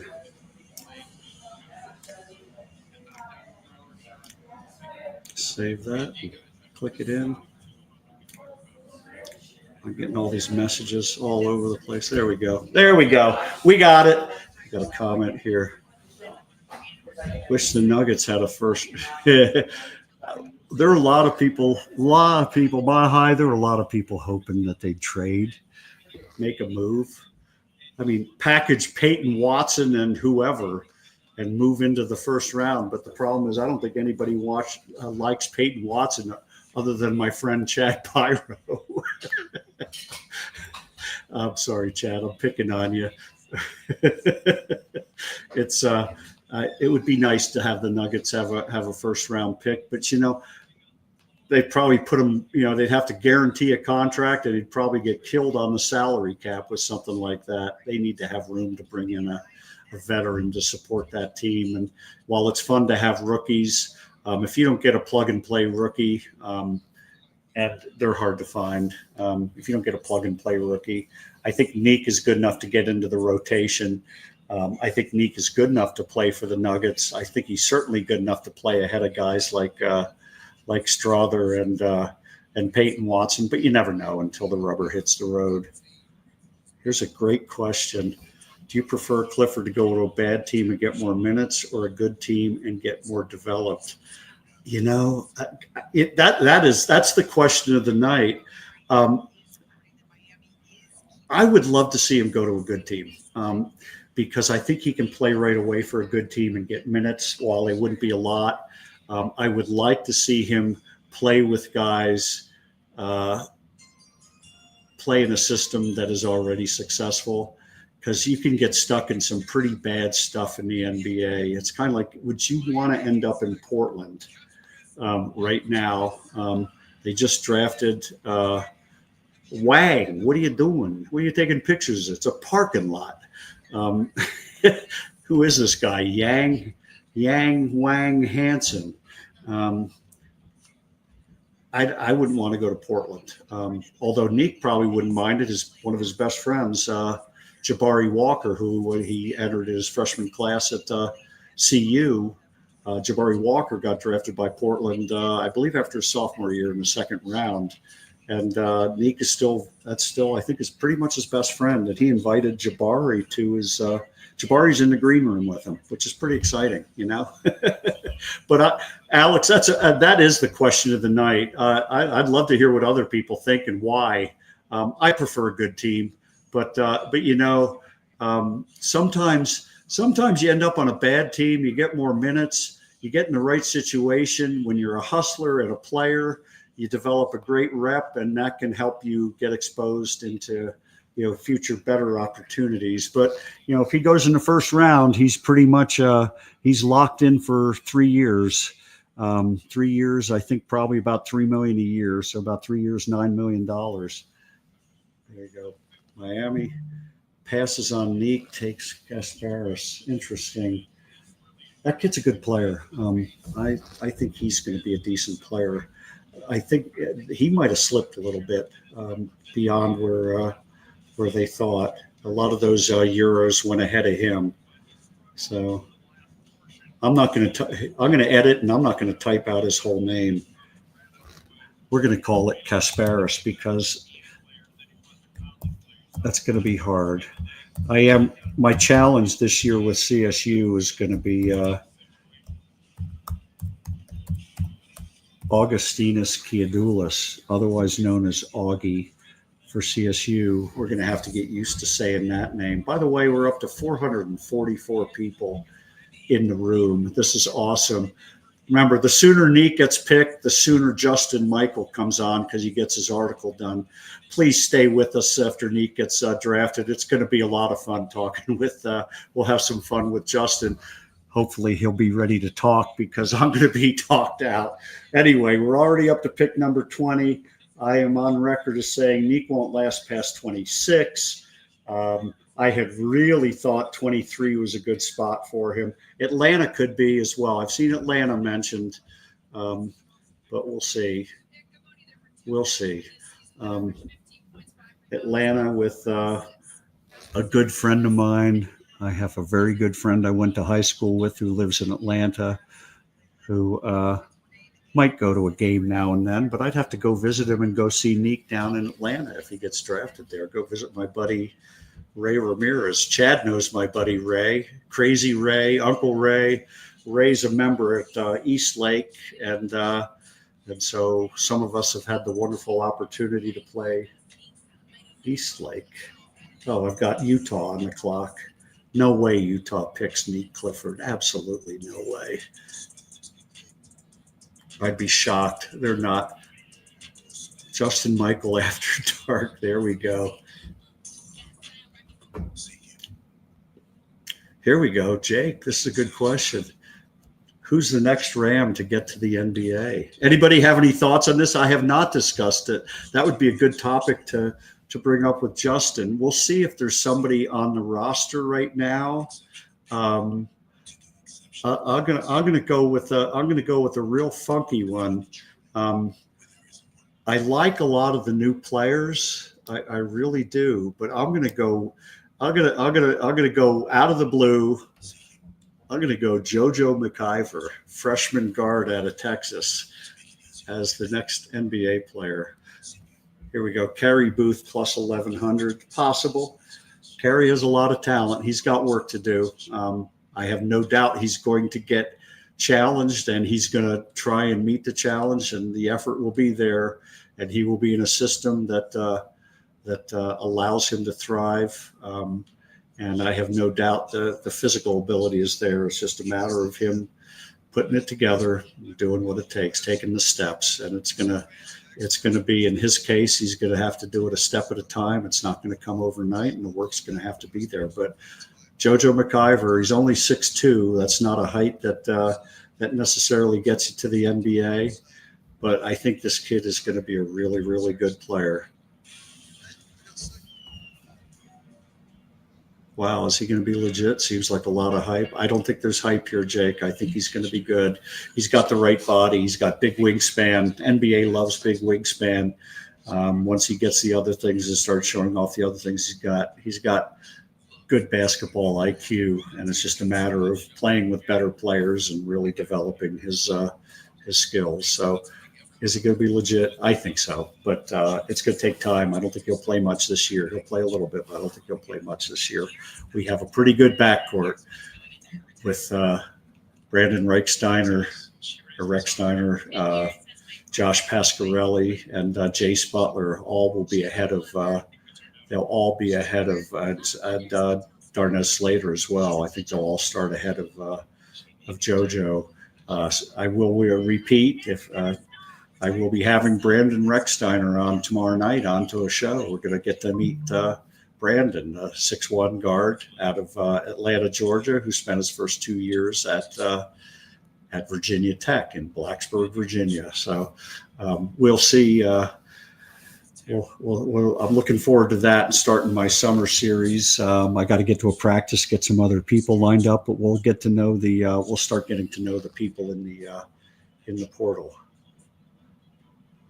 Next round to go to the NBA is Mbemba. If he can take that next step, as he should, I think he'll end up going back to Europe and being a really, really good player in Europe. I could be wrong on that. Get his dad too. Anyway, no, I think Rashawn, 6'7". He looks in better shape this year. I think he might have dropped a few pounds, about 240. If we can stay healthy, he's going to be a good player. He can shoot it better than he's shown. He does a lot of the other things really well. He's going to have to learn to play on the perimeter a little better, get a little more mobility to defend on the perimeter, and develop a little more offensively. Will he get there? I don't know. I think we're going to see something out of him this year. My biggest concern with Rashawn is always going to be is the health thing. We need to start seeing 25 minutes every night out of him. He seems to be in pretty good shape. Lee says Euro. I think he'll be a good player in Europe. I think he'll play in a top league over in Europe.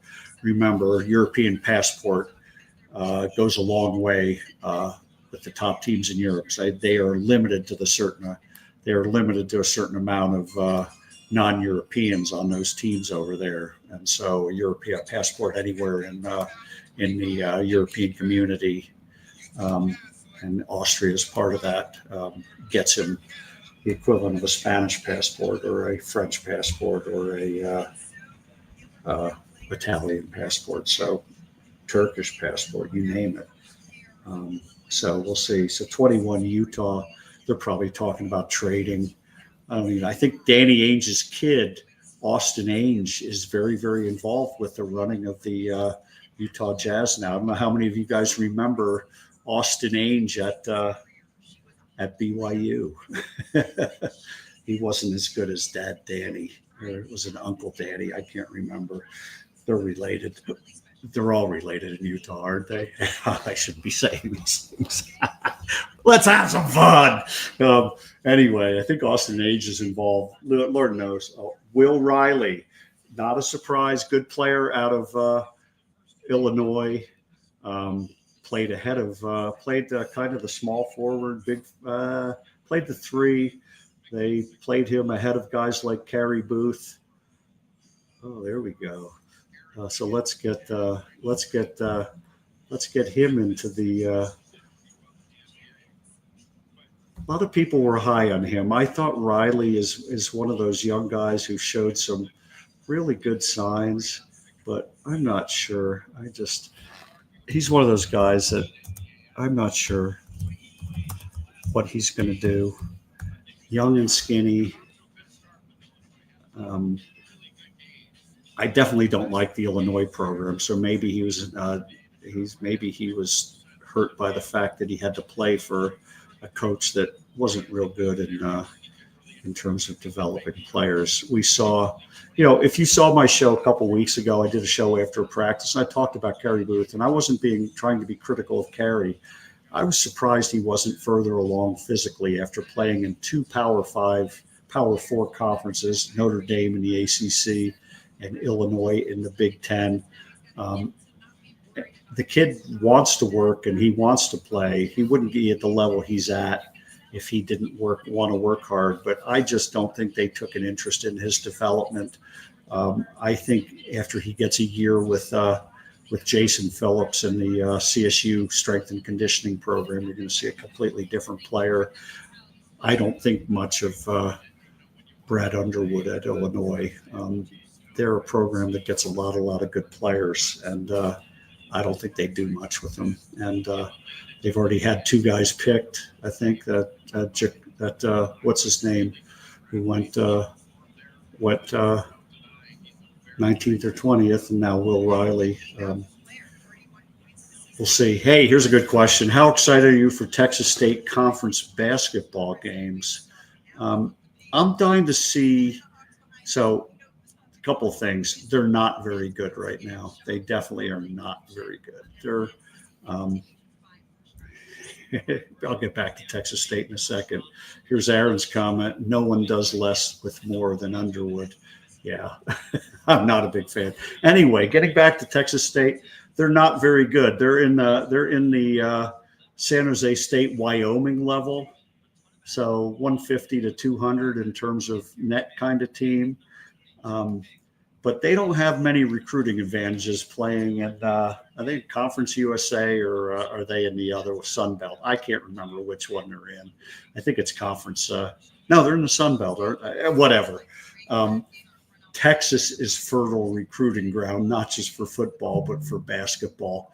There's a lot of players who are going to go, my gosh, I can play in the Pac-12, and I can play against San Diego State, Gonzaga, CSU, Utah State, Boise State, and even Washington State, Oregon State are decent programs. They're not great, but they're not horrible. They're not like some of those bad teams in those smaller conferences. And so I think you're going to see a recruiting jump for them. And I think they'll have more money to put into their program. So they're in the Sun Belt. Yeah, I thought they were in the Sun Belt. So I'm dying to see what happens if they get a recruiting jump. I think they will. And if they're smart, they get a good coach in there. Who knows? They could end up being a pretty good school. Pretty good team. I'm more interested in seeing San Marcos. I have never been to San Marcos. I noticed where it is on the map. It's about 75 miles from San Antonio.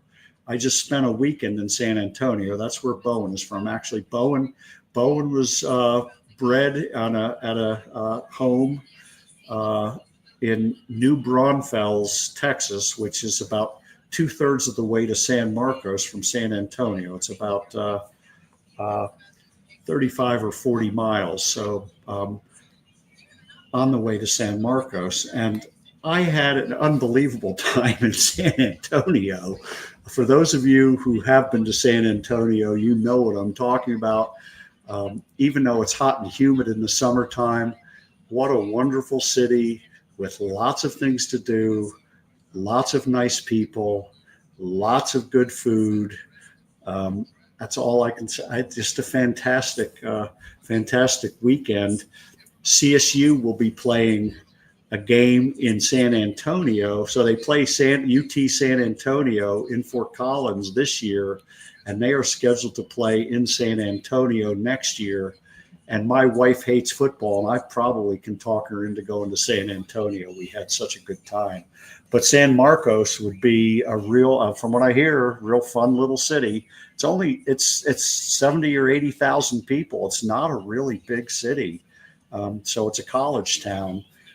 They got a ways to go to build their sports programs, but we'll see. So getting back to the original question, I'm not excited initially. I'm excited to see what the conference becomes, because I think you're going to see some interesting stuff start happening in terms of West Coast recruiting. I think a lot of people are going to start wondering if they are ever going to get a chance to see their kids play, if they let their kid go play in the Big Ten from Oregon. Whatever, it's too hard to travel. You don't get to see them play very much. Where if they were in the Pac-12, you get to see quite a few games. So anyway, we shall see. Let's see what's going on with this draft. Let's see what's going on with this draft. No, Atlanta's still on the clock. New Orleans is Nique heading to New Orleans, or maybe Oklahoma City at 24? Really? Oklahoma City has the 24th pick, huh? Ooh, that would be a good one. Orlando at 25 is a good one. Brooklyn, I wouldn't be shocked at 26. And 26 will be the Nique Clifford thing, I think, or 27, because Boston would certainly take Nique Clifford. Boston would jump at Nique Clifford. So Lee with the one and dones. I'm not a great believer in the one and done model. I think it's fun to watch players develop, and Nique is a wonderful example of that. Somebody wrote a really, really good article, and I would have hoped that these NBA guys are smart. They know what they're doing here, but I would have hoped they would have had Drake Powell, North Carolina, right? Atlanta, Drake Powell, really? God, you got Kyan Evans to replace him. Okay, Drake Powell, huh? Okay, that's a little bit of a stretch, I think, but I could be wrong. I don't think I wasn't impressed with Drake Powell. But then again, now you're talking coaching again. Hubert Green did make it to a championship game, didn't he? I don't think he's all that good. Let's get that up there. Let's get that going. Yeah, so Drake Powell, interesting. There we go. Not a first round. Yeah, I'm a little surprised. These are guys. I watch these guys, and again, it's the younger players, but you watch them play, and they look good for 3 minutes, and then they check out for 10 minutes. And it's like they don't have a concept how to really play the game for 30 or 35 minutes, and that's what's more enjoyable about watching veterans play. And it's not that they pace themselves, but they know how to better pick their spots. And a guy like Drake Powell, I don't know, maybe he can shoot, but it's a guy who'll have a game where he'll make 3 out of 4 threes. Yeah, here we go. I just got a message from a buddy of mine, Luke Kingsley, text message. Drake Powell before Nique Clifford. No one gets that. That's crazy. That sounds like, I don't know. Well, that's Atlanta. Atlanta, is that a franchise you want to go to? I don't know. I think are they the ones that traded for Porzingis? I can't remember. Thunder at 24 might be it for Nique. There we go. That would be okay. My buddy Joel Cantalamessa just sent me a text message. Are we getting nervous yet? No, I'm not nervous. He will not go later than 26. I saw him going as late as 26. Anywhere from 12 to 26. You just don't know. There's people just start going. They start picking players. They get a certain thing, and now they're going. It's like, oh, let's get the one and dones. These are you're starting to see first round players go that some teams might have had an eye on for the second round. And so now they go, oh, I better take somebody that might go in the second round. And it's like, they talk themselves out of first round talents, and I have no idea what they're doing. But Drake Powell, first round, nope. I'm sorry. That's my opinion. What do I know? I don't even like the NBA. I just care about certain players, and I watch certain players. I like watching great basketball players, and these certainly are the greatest basketball players going. But I have a hard time watching more than about 3 minutes of the NBA Finals. I just don't like the officiating has not kept pace with the quality of the athlete, and it becomes a crapshoot. So when you watch a game, you just don't know how it's going to be called. So yeah, when I see guys like Lou Dort and Alex Caruso becoming stars, that's when I start worrying about the NBA. I would rather see a team like Indiana. So, Joel's watching me too. Joel, you can comment. I hope my commentary is better than those clowns. Here we go. Joel just told me he loved Zay. Good. We're going. I should probably send a note to Justin Michael. Make sure Justin knows we're still on. We're still on. Here we go. I should put this on. Here we go. Let me see if I.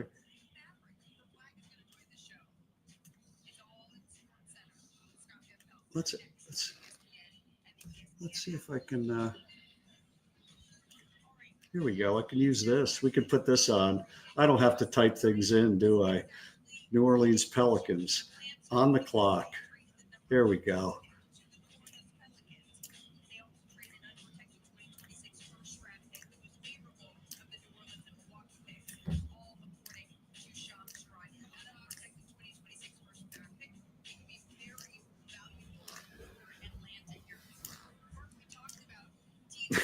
ESPN Gestapo coming for me now. Bring it on. Jay Billis, bring it on, buddy. Let me have it, Jay. I'll go a little bigger. I don't like being a midget on my own show. So we'll see. We'll see what happens here. On the clock, the New Orleans Pelicans with Zion and who else? I don't even, God, they're awful. They're awful. Come on. Might as well get Nique there. Let's get him drafted. Lucky number 24. And if not, I would be shocked if Oklahoma City, the rich getting richer. They were the ones that took, they're the ones that took Sorber earlier, aren't they? Are they the ones that took Sorber earlier? Yeah, Thomas Sorber fell to 15. Some people thought he might go 10th. You had these other big guys going ahead of him. A lot of people like this Sorber kid as a rim protector, and he can shoot too. He's not a bad shooter. That was a guy, I told you, a good 6'9", 263 out of Oklahoma City. Out of Georgetown going to Oklahoma City. Can you imagine you get guys like him and guys like Nique Clifford on the NBA championship team?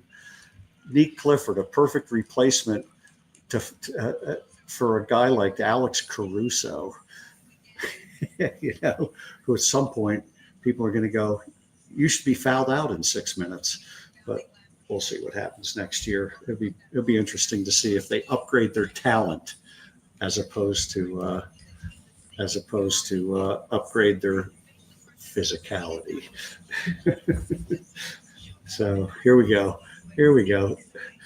Let's see. Come on, guys. Let's see. As you can see, I'm running out of material here. I figured I'd have to go about a little over 2 hours. I might have to. I did my best to prepare. I could only talk so much about Nique. I can only talk so much nonsense. Thank you all for sticking with me. This is a magic moment. It really is. And, the other thing that I wanted to mention, and this is kind of cool, that since the Mountain West was formed, the team since 2000 in the Mountain West, the team with the most number one draft picks in the Mountain West is UNLV. Okay. Here's Aaron. Now that my 8-year-old is in bed, I can go a little more PG-13 in my comments. Yeah, bud. Anyway, there's been 4 players selected first in the Mountain West. One of them, as I said, was Anthony Bennett. One of them was Rashawn Vaughn. You had the Banks kid, Marcus Banks, who played on that team in 2000. He was a first round pick in 2003, and I can't remember the fourth, but it is 4 guys. So who we got? We got anybody picked here? Asa Newell, good player. All right, here it comes. Nique Clifford, ladies and gentlemen. Nique Clifford. So Asa Newell, Andrew Bogut from Utah. There's been a few guys selected first from Utah, first pick. And you had guys from BYU pick first. What's his name? The Brazilian kid was picked like 7th in the first round, but they never had, and Fredette obviously, but I can't remember who else. They didn't have, they had 2 guys in the first round. Utah had Bogut, and I can't remember if Keith Van Horn was the whack. They might have had Britton Johnson. I can't remember, but UNLV with 4. San Diego State has just 2, Kawhi Leonard and Malachi Flynn. New Mexico has 3. They have Danny Granger. They have Tony Snell. And they had who was the other one? They had a third, and so CSU moves right up there into the top with when Nique gets picked as a first round pick, he'll be the 3rd out of the Mountain West to be picked number 1, and puts them in pretty elite company. Boise State's only had 1. They had. What was that kid's name? I'm spacing. I'm sorry, gang. I'm starting to wear out a little bit. But Boise State had the 1 kid. And Fresno hasn't had anybody since the WAC days. Here we go. Spoiler alert. Nique to the Kings with pick 24. It's the Kings. The Thunder trade it.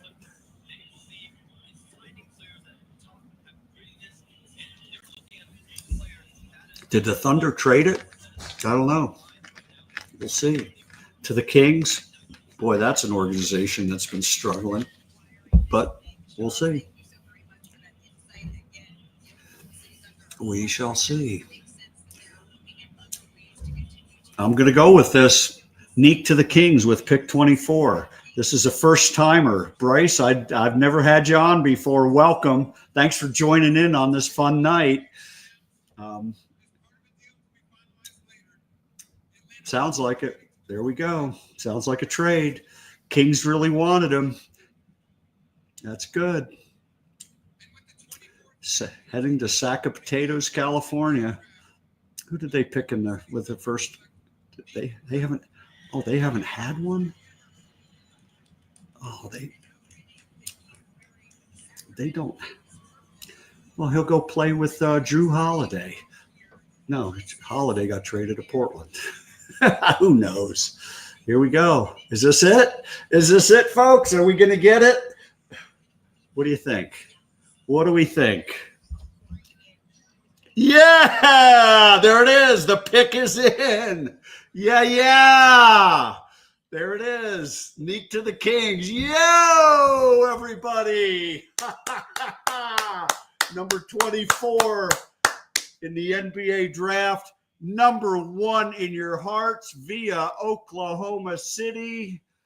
Nique Clifford, the latest pick by the Oklahoma City Thunder to the Sacramento Kings. Look at that. And 3rd straight CSU player to be selected by one team and heading to another, right? How cool is that? How cool is that?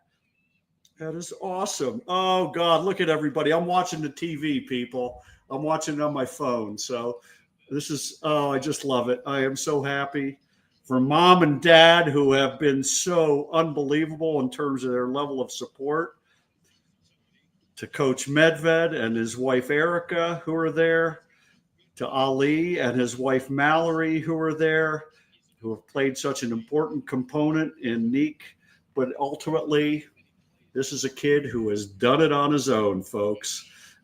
He has really he's really grabbed the reins to his own career, and he has basically accepted the challenge of coming out of high school as a top prep, struggling after 3 years at University of Colorado, taking charge of his own destiny, coming to CSU, finding a system that worked, playing as a great teammate, developing his skills, and then showing what it takes to become a leader during his senior year, averaging nearly 20 points. There's the stats being shown on TV. Nearly, 20 points, 9 rebounds, 5 assists, 37 or 38% from three. You're talking about an unbelievable performance. Monty with a woohoo. I couldn't be happier. This is such a great day for the CSU basketball program, for all the guys that have played with him, for the Jalen Lakes, the Rashawn Mbembas, all the kids, Jalen Crocker Johnson. You've been a part of this, buddy.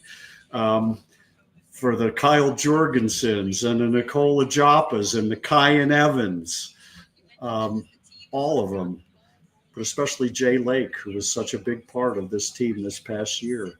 But to Nique Clifford, what a day. We're up to 500 people, everybody coming on now. How's everybody feeling? How's everybody feeling about Sacramento? You know, this goes back to the question, do you want him on a good team? Well, he was drafted by the NBA champions, but he's going to a rock bottom team in the Sacramento Kings. They have some good young players, but he's going to get a chance to play, huh? This is going to be something. So this is really going to be fun to watch him develop in Sacramento. He's in the Western Conference. I couldn't be happier. This is so much fun. I wish I could get Nique on. Obviously, he's going to be busy doing interviews with other people. This is the comment of the night. He can watch CSU play Sacramento State, obviously in the Pac-12, with Sacramento State moving up to FBS in the big time. The Hornets are in town, baby. You'll get lots of minutes. Here we go. Integrity matters. Sacramento. There we go. Sabonis, the man there. At Lee, the ultimate stat stuffer, if there ever was one. His teams haven't done well. Indiana wasn't very good when he was there. They traded him to Sacramento. They traded him for for Halliburton. Halliburton started at Sacramento, I believe, didn't he? So we saw what Halliburton did. I'm really surprised Indiana didn't figure out a way to try and get Nique in as a good backup to deal with the fact that Halliburton's going to be out for a while. He's ready. He's ready to play. For gosh sake, Sacramento is smart enough to take him. So actually, Oklahoma City, is it official? Have they? I didn't get to watch. Did they officially announce the trade? I assume they did. Proposed trade. Atlanta's a proposed trade. I see. Nique Clifford, yeah, proposed trade. It's there. So yeah, he's not his daddy. His daddy was an unbelievable player and would have been had Arturas Sabonis come to Portland before his knees went out. They would have been unbelievable. He was a great international player from the Soviet Union, Lithuania, right? Shams reporting it, so it happened. We get man of the minutes for it'd be interesting to see what would happen there. They've got a team, they've got a rotation that they like, and I'm dying to see what happens. They have so much cap room. They have cap room in Oklahoma as well. They are set up for the next few years.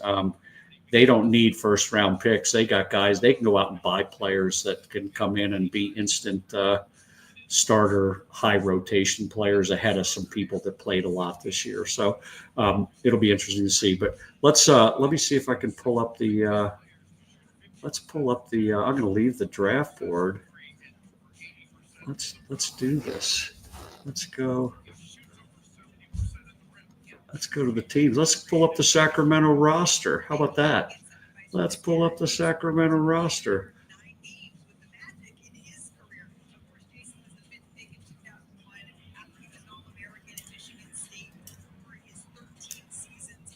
Do I even have a roster? Do they even have a tab for a roster? Team roster. Let's pull it up and display it. How about that?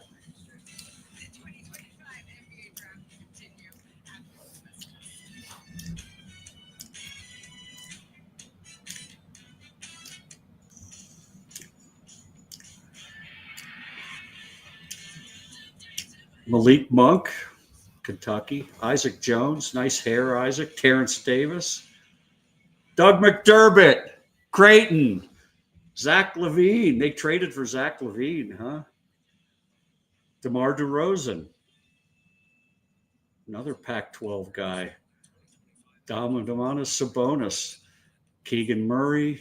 Mason Jones. Jonas Valanciunas. Markelle Fultz. Devin Carter. Keon Ellis. Isaiah Crawford. Jake LaRavia, who got drafted with Roddy at Memphis. Jay Crowder and Trey Lyles. Wow. Trey Lyles. Anybody remember where he started? I do. Nuggets. He was a Nugget. Or did they trade Utah for him? I can't remember. Did they get, God, was that part of the Paul Millsap deal? I can't remember. And Jay Crowder. Jay Crowder is still playing. Oh, my God. That was another one that just, Jesus. Memphis got rid of him too, huh? He got traded around. He's spent. Anyway, that's a lineup of. Forgive me for saying this. There's a dog from every village on that team. Nique's got some opportunity. I see DeMar DeRozan has number 10, so he won't be getting number 10. DeRozan's the best player on that team, and they.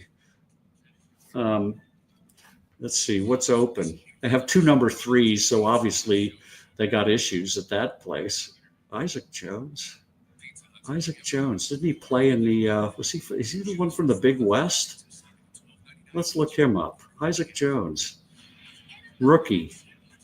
Oh, where did he play? Anybody remember where Isaac Jones played? I could swear that's a Big West name. Who knows? That's enough of that nonsense.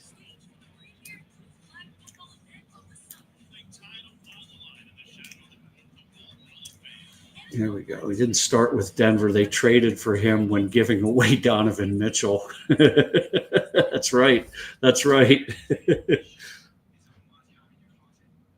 Yeah, there you go, Lee. Mishmash of young guys and super old roster. Yeah, it's a poorly managed team, and maybe Nique will get them started on the right track. I have no doubt they're getting a great personality. I have somebody in the room. Oh my gosh! Look who's here to join me. Mike, thank you for joining me. Great, man. I'm glad to be here. Fun night. Happy Nique finally went. I don't have to listen to Stephen A. or Perk anymore. So it's a win-win all around. So what do you think of Sacramento? It wouldn't have been top 5 on my list of ideal destinations for him in terms of just organizational success. You know, their track record isn't exactly phenomenal the last 20 years in terms of player development. They dropped the ball on a couple of really talented players, to be honest. But I do think there's a path to playing time for Nique, and ultimately, if he can get minutes, if he can get an opportunity to shine, I think there's a path forward where this ends up being great for him. So I'm just excited that he's not in a dumpster fire situation. Like, while I wouldn't say Sacramento's my top landing spot, there were a couple of teams, Memphis, for instance, just after seeing how that had played out the last couple of years, I didn't want any part of that for him. Yeah. But I'm excited for him. I just, the further he fell, I knew that 24-25 range was very much realistic, but it was frustrating just given that I felt like there were a couple of guys that went ahead of him that are project picks. And, to me, there's a reason some of these teams are constantly picking in the top 20 year after year. They're prioritizing the wrong type of guys, trying to hit it big instead of just taking a winning player that's in front of him. But I'm excited for him. What about you? What do you think about Sacramento? I'm sure you reacted. We had a but discussion. We had a discussion. Somebody fired a question. It was probably as good a question as I could have gotten. It's, where would you not like Nique to land? Would you like him on a team with a quality team where he's learning from good experienced veterans, or do you want him with a team where he can get more playing time right away? And I lean toward the quality team thing. I just think it's always better, because when you're with a quality team, the organization is probably pretty good. And I think it's the organization that ultimately drives a lot of these teams. And I get a little nervous, like you said, Memphis. I don't think Memphis was a good spot. I don't like New Orleans at all. I think they're so screwed up, it's not even funny. Orlando would have been. I think that's an up and coming organization. I think they're doing well. I would have liked, for a team that's not winning, but even like in Atlanta, I don't know about Atlanta. Where I wasn't crazy about the Hawks either. Yeah. So here we go. Lee here. Glad it wasn't the Thunder. I think the Thunder would have been a good fit. I wish Indiana had a pick at 23 like they had, and they ended up getting rid of it. He is such a perfect fit for Indiana. They're one of the few teams that passes the ball really well. And he's a very unselfish player who knows how to also, when he gets the ball, knows how to make decisive plays. And I think he would have been a perfect fit for Indiana. But yeah, he's drafted. What's really interesting, Justin, that's 3 straight CSU players that were drafted and traded right away. Yeah, you're right. Because Jason Smith was Miami to Philly, and who was Roddy drafted by initially? Philly. He was drafted by Philly. That's right. Yeah, I hate how the NBA does that process. I know there's some wonky stuff with the league calendar, and there's some technicality stuff why they're doing it. But if the NFL can figure it out, I really understand why the NBA can't. Just make the product a little bit easier to follow. I had 10 people text me, watching the broadcast. All they see is, him putting the Thunder hat on, and he's landing with the NBA champs. And it's, well, not exactly. What did you make of the Chinese player drafted? What's up with that? Yang. Somebody said Chinese Jokic. I saw somebody report, according to them, the Nuggets source said that. I would be very I'd be very hesitant to be throwing out those type of comps. But I mean, his video is intriguing. It's interesting, obviously, to see the globalization of the game and how it plays out in the draft. You see so many of these teams drafting guys from, Spain and France, and we've had a couple of people from China. It's cool, but it's also one of the things that probably makes the draft a little bit more challenging to follow. Same thing, with like baseball and hockey. When you add the international dynamic, you're not watching these guys in March Madness the way you were with Nique and Walter Clayton and Derek Queen and some of these guys. But he's intriguing. I think the more unique basketball players we have, the better. I think that's one of the best things about the modern era, is that we've learned to build around these unicorns, and instead of trying to take some of these really unique players and like kind of shape them into boxes that they just don't fit. Yeah, I'm dying to see what happens. The kid from Drake Powell shocked the heck out of me. Me too. He's a good When I defender. watched But him play, he was a guy that you'd see, and to me he's the classic young player that you watch them play and they look great for 3 minutes in a game and then they check out for 10 minutes and they make an impact and then they don't. And I wonder, I realize they have all these wonderful measurables, but so many of these guys turn out to be absolute. I mean, they're just 3 years of paying them salary and then they're gone. And I see him as one of those guys. I don't know what you think about some of the other guys.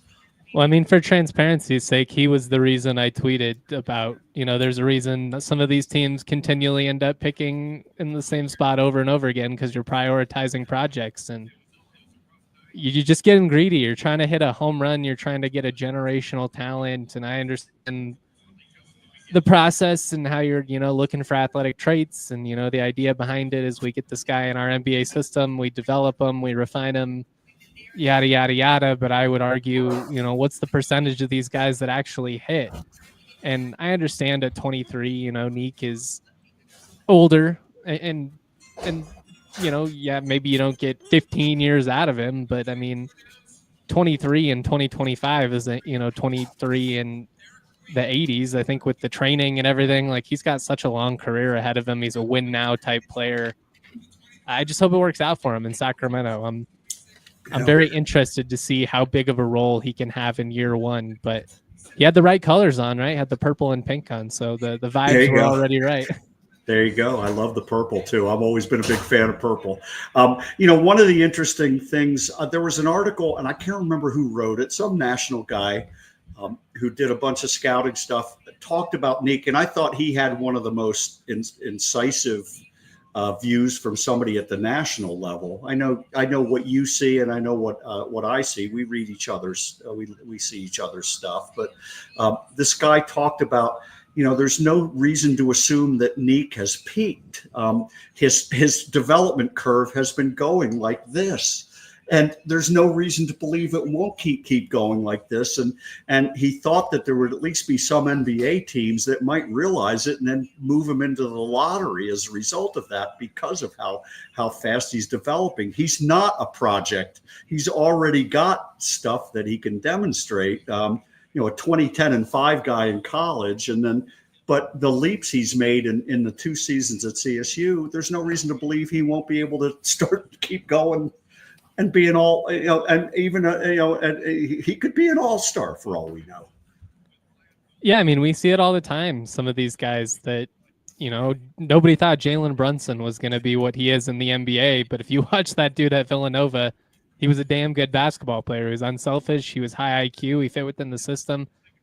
He was skilled, and he just continued to grow. And I think that's very much a realistic scenario for Nique. You look at what he can already do. I think the exciting thing about bringing in a player like him is, that the floor that he has as an NBA player is somebody who can defend at a high level, who has, positional versatility, who can rim run, who can stretch the floor a little bit. We all know how good of a rebounder he is. I mean, he's going to be able to do the little things, but his ceiling, if he can build on some of what he showed this year as a shot creator and a facilitator and somebody who can create for himself all over the floor. I mean, he was dangerous at all 3 levels. And I just think he's somebody that if they use him the right way, like we've seen him be in spots in the past where he's not necessarily optimized, but if he's used the right way, the sky's the limit for him. He's such a perfect fit for what the modern league is. Yeah, that's what I'm really looking forward to. Are you disappointed that the Nuggets didn't find a way to even think about getting into the draft? Yeah, I mean, I guess realistically, I don't know how many pieces they had that were that intriguing from a market standpoint, and that kind of stems back to the last couple of years and some questionable decisions. I don't know if mismanagement is fair enough to say for a team that's won a title in the last couple of years, but it's disappointing. I think there are a lot of guys, Nique included, that are in this class that would have been very beneficial and provided what they're lacking right now in their rotation. I just think there are a lot of good shot creators. I think there's a lot of people who could stretch the floor. There's a lot of good athletes. they're really banking on guys like Watson making a pretty substantial leap, and Strother and some of these other guys. And I am a pretty big Julian Strother fan. I'm still holding on to my stock with him, but I just think Nique right now is a day one contributor. Like, worst case, he's going to defend at a high level, get your rebounds, hit a couple of threes. They could use some guys who could hit it at a clip like him. Yeah, we had a talk about that a little bit earlier before you came on, and I kind of like Strother. I think he's got some work to do, but at least we've seen signs. I don't like Peyton Watson. I think he's I think that was just an absolute waste of a draft pick. That was a perfect example of what's wrong with the NBA in the draft, where you take a guy based on athleticism and scored 2 points a game in college, and now he's a 2 point a game guy in the NBA, and all he can do is come from off the ball, block a shot. He really doesn't add much of anything to a team. And I that's, neither here nor there now, but I not that I'm a big Nugget fan. I wish they could have figured out a way to it's always fun to get somebody new via the draft. But like you said, I don't think there's any moves they could make. What are you going to do? Try and trade Peyton Watson and get a number one? No one's going to take him and give you a number one pick. And you're not going to move Strother yet. You're going to, yeah, they're just in a weird spot from an asset standpoint. Like, MPJ, in theory, he's only got 2 years left on his deal, should be kind of movable, but his injury history and his unpredictability makes him not the easiest sell. Jamal is obviously his own ordeal. They couldn't even trade him, I think, until after this summer. So there's some stuff there, but I don't know what they're going to do. I'm optimistic because they still got the best player in the world, but I think you miss enough key opportunities where you were good enough to win the title, or close to good enough at least. I think it's very easy to see that window close and all of a sudden you're like, man, what happened? Here's a comment from Lee. At least he's not on a bottom feeder. The team will battle for the play-in games. They're a fringe playoff team. Yeah, which is fine. That's what you want. Get him. I will say this. I think you want to get playoff experience as soon as you can. It's a different game, just like NCAA tournament is a different game than, without a doubt, and than a regular season. So that is a positive to get playing time rather than sitting on the bench and being the 11th player on a team that you're not going to get any time unless you're up by 30 or down by 30, at which point it becomes absolutely useless. So anyway, that's a good. I don't want to keep you any longer. I really appreciate you coming on. Your coverage of Nique has been your coverage of Nique has been extraordinary, and I encourage people. Thank you. Justin does such a good job on DNVR Rams, also DNVR Avalanche. Busy guy these days. that it's amazing the work you do. It's worth every penny of a subscription. But your coverage of Nique, I wanted to get you on, and I just wanted to get final thoughts, just to summarize how you're feeling right now. Well, first of all, thank you. Your check's in the mail. We'll get the Steve Ivy promo on the pod soon. No, seriously, you know I've got a lot of respect for all that you do, and I love talking hoops with you. But just from Nique and me, like personally, I'm just really happy for him. I mean, one of the things that I've been really fortunate with my time on the CSU beat, I've covered some characters from a coaching standpoint, covered some really great men from a coaching standpoint. But I think the coolest thing that I've gotten to do is I've gotten to cover some generational stars who also happen to be just terrific human beings. And I mean, Roddy, Isaiah Stevens, Nique Clifford, those are guys who are legends just from what they did on the court. But I mean, you couldn't find better people or better representatives of the program than those guys. And knowing what Nique went through at CU and where he was at and where he's at now and just having seen all the work he put in behind the scenes, like, to me, this is such a feel-good story. And I really don't know how you can't root for a kid like Nique, who's just so humble. I mean, obviously he's confident in himself. You have to be to play in that league. But to be selfless and mature enough to come back to school when, you know, he could have gone to the NBA last year and maybe been in the G League and done that whole route, because he didn't want to come back to school. He was over it. I have that on from very good sources, and I don't blame the kid. He had graduated. He'd been in school for 4 years. He believed he was an NBA player, but he knew that he needed to do this to end up in the position that he's in today. And I'm just really excited for him, because I genuinely believe that this is only the beginning for him. Kind of going back to what we said with his upward trajectory here, I think there's a really solid chance that Nique has the most substantial professional career of any CSU basketball player we've seen to this point. I think that's a great summary. You know, the one thing that that just struck me, especially this year. I mean, his first year at CSU was fantastic in the way he integrated in with a pretty solid veteran team and contributed a lot right away. But this year, the growth he had from going not just to understanding what it meant to lead a team, to be the top of the scouting report, and I talked about this earlier, to understand that you don't have to do it all from the first minute of every game. And it took him a little time to figure that out. You saw the CU game. He was not good. He was bad. He tried to do so much. Yeah. He tried to do so much. He tried to win the game in the first minute, and it wasn't going to happen. But he was the first one to admit it. I had him on one of my shows right afterward, and he was the first one to take responsibility and go, I didn't play good, and I need to learn.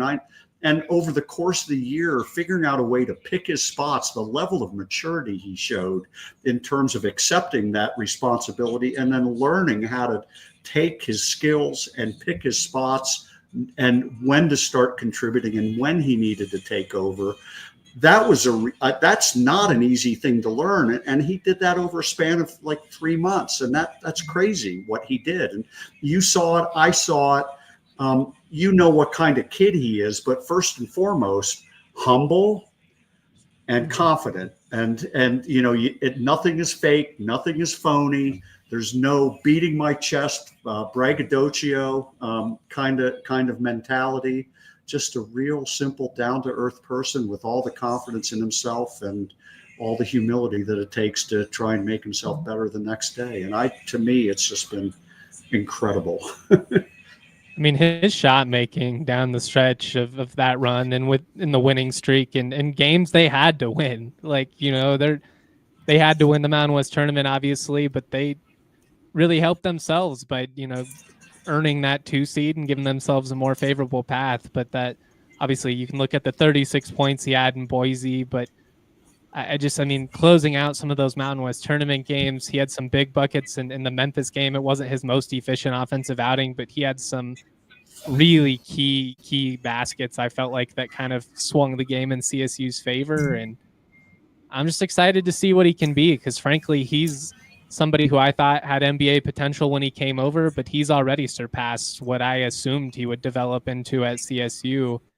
And I just, based on everything we know about him, you know, Ali had a great quote that I had in my feature about the reason why he believes in Nique is that maturity and that mentality, and continuing to grind. And when Nique gets to the NBA, it's not going to be from I'm paraphrasing here, but it's not going to be from like a place of I've made it, I've landed. It's going to be a launching pad for him. You know, it's just on to the next stop for him. And I really feel like the sky's the limit.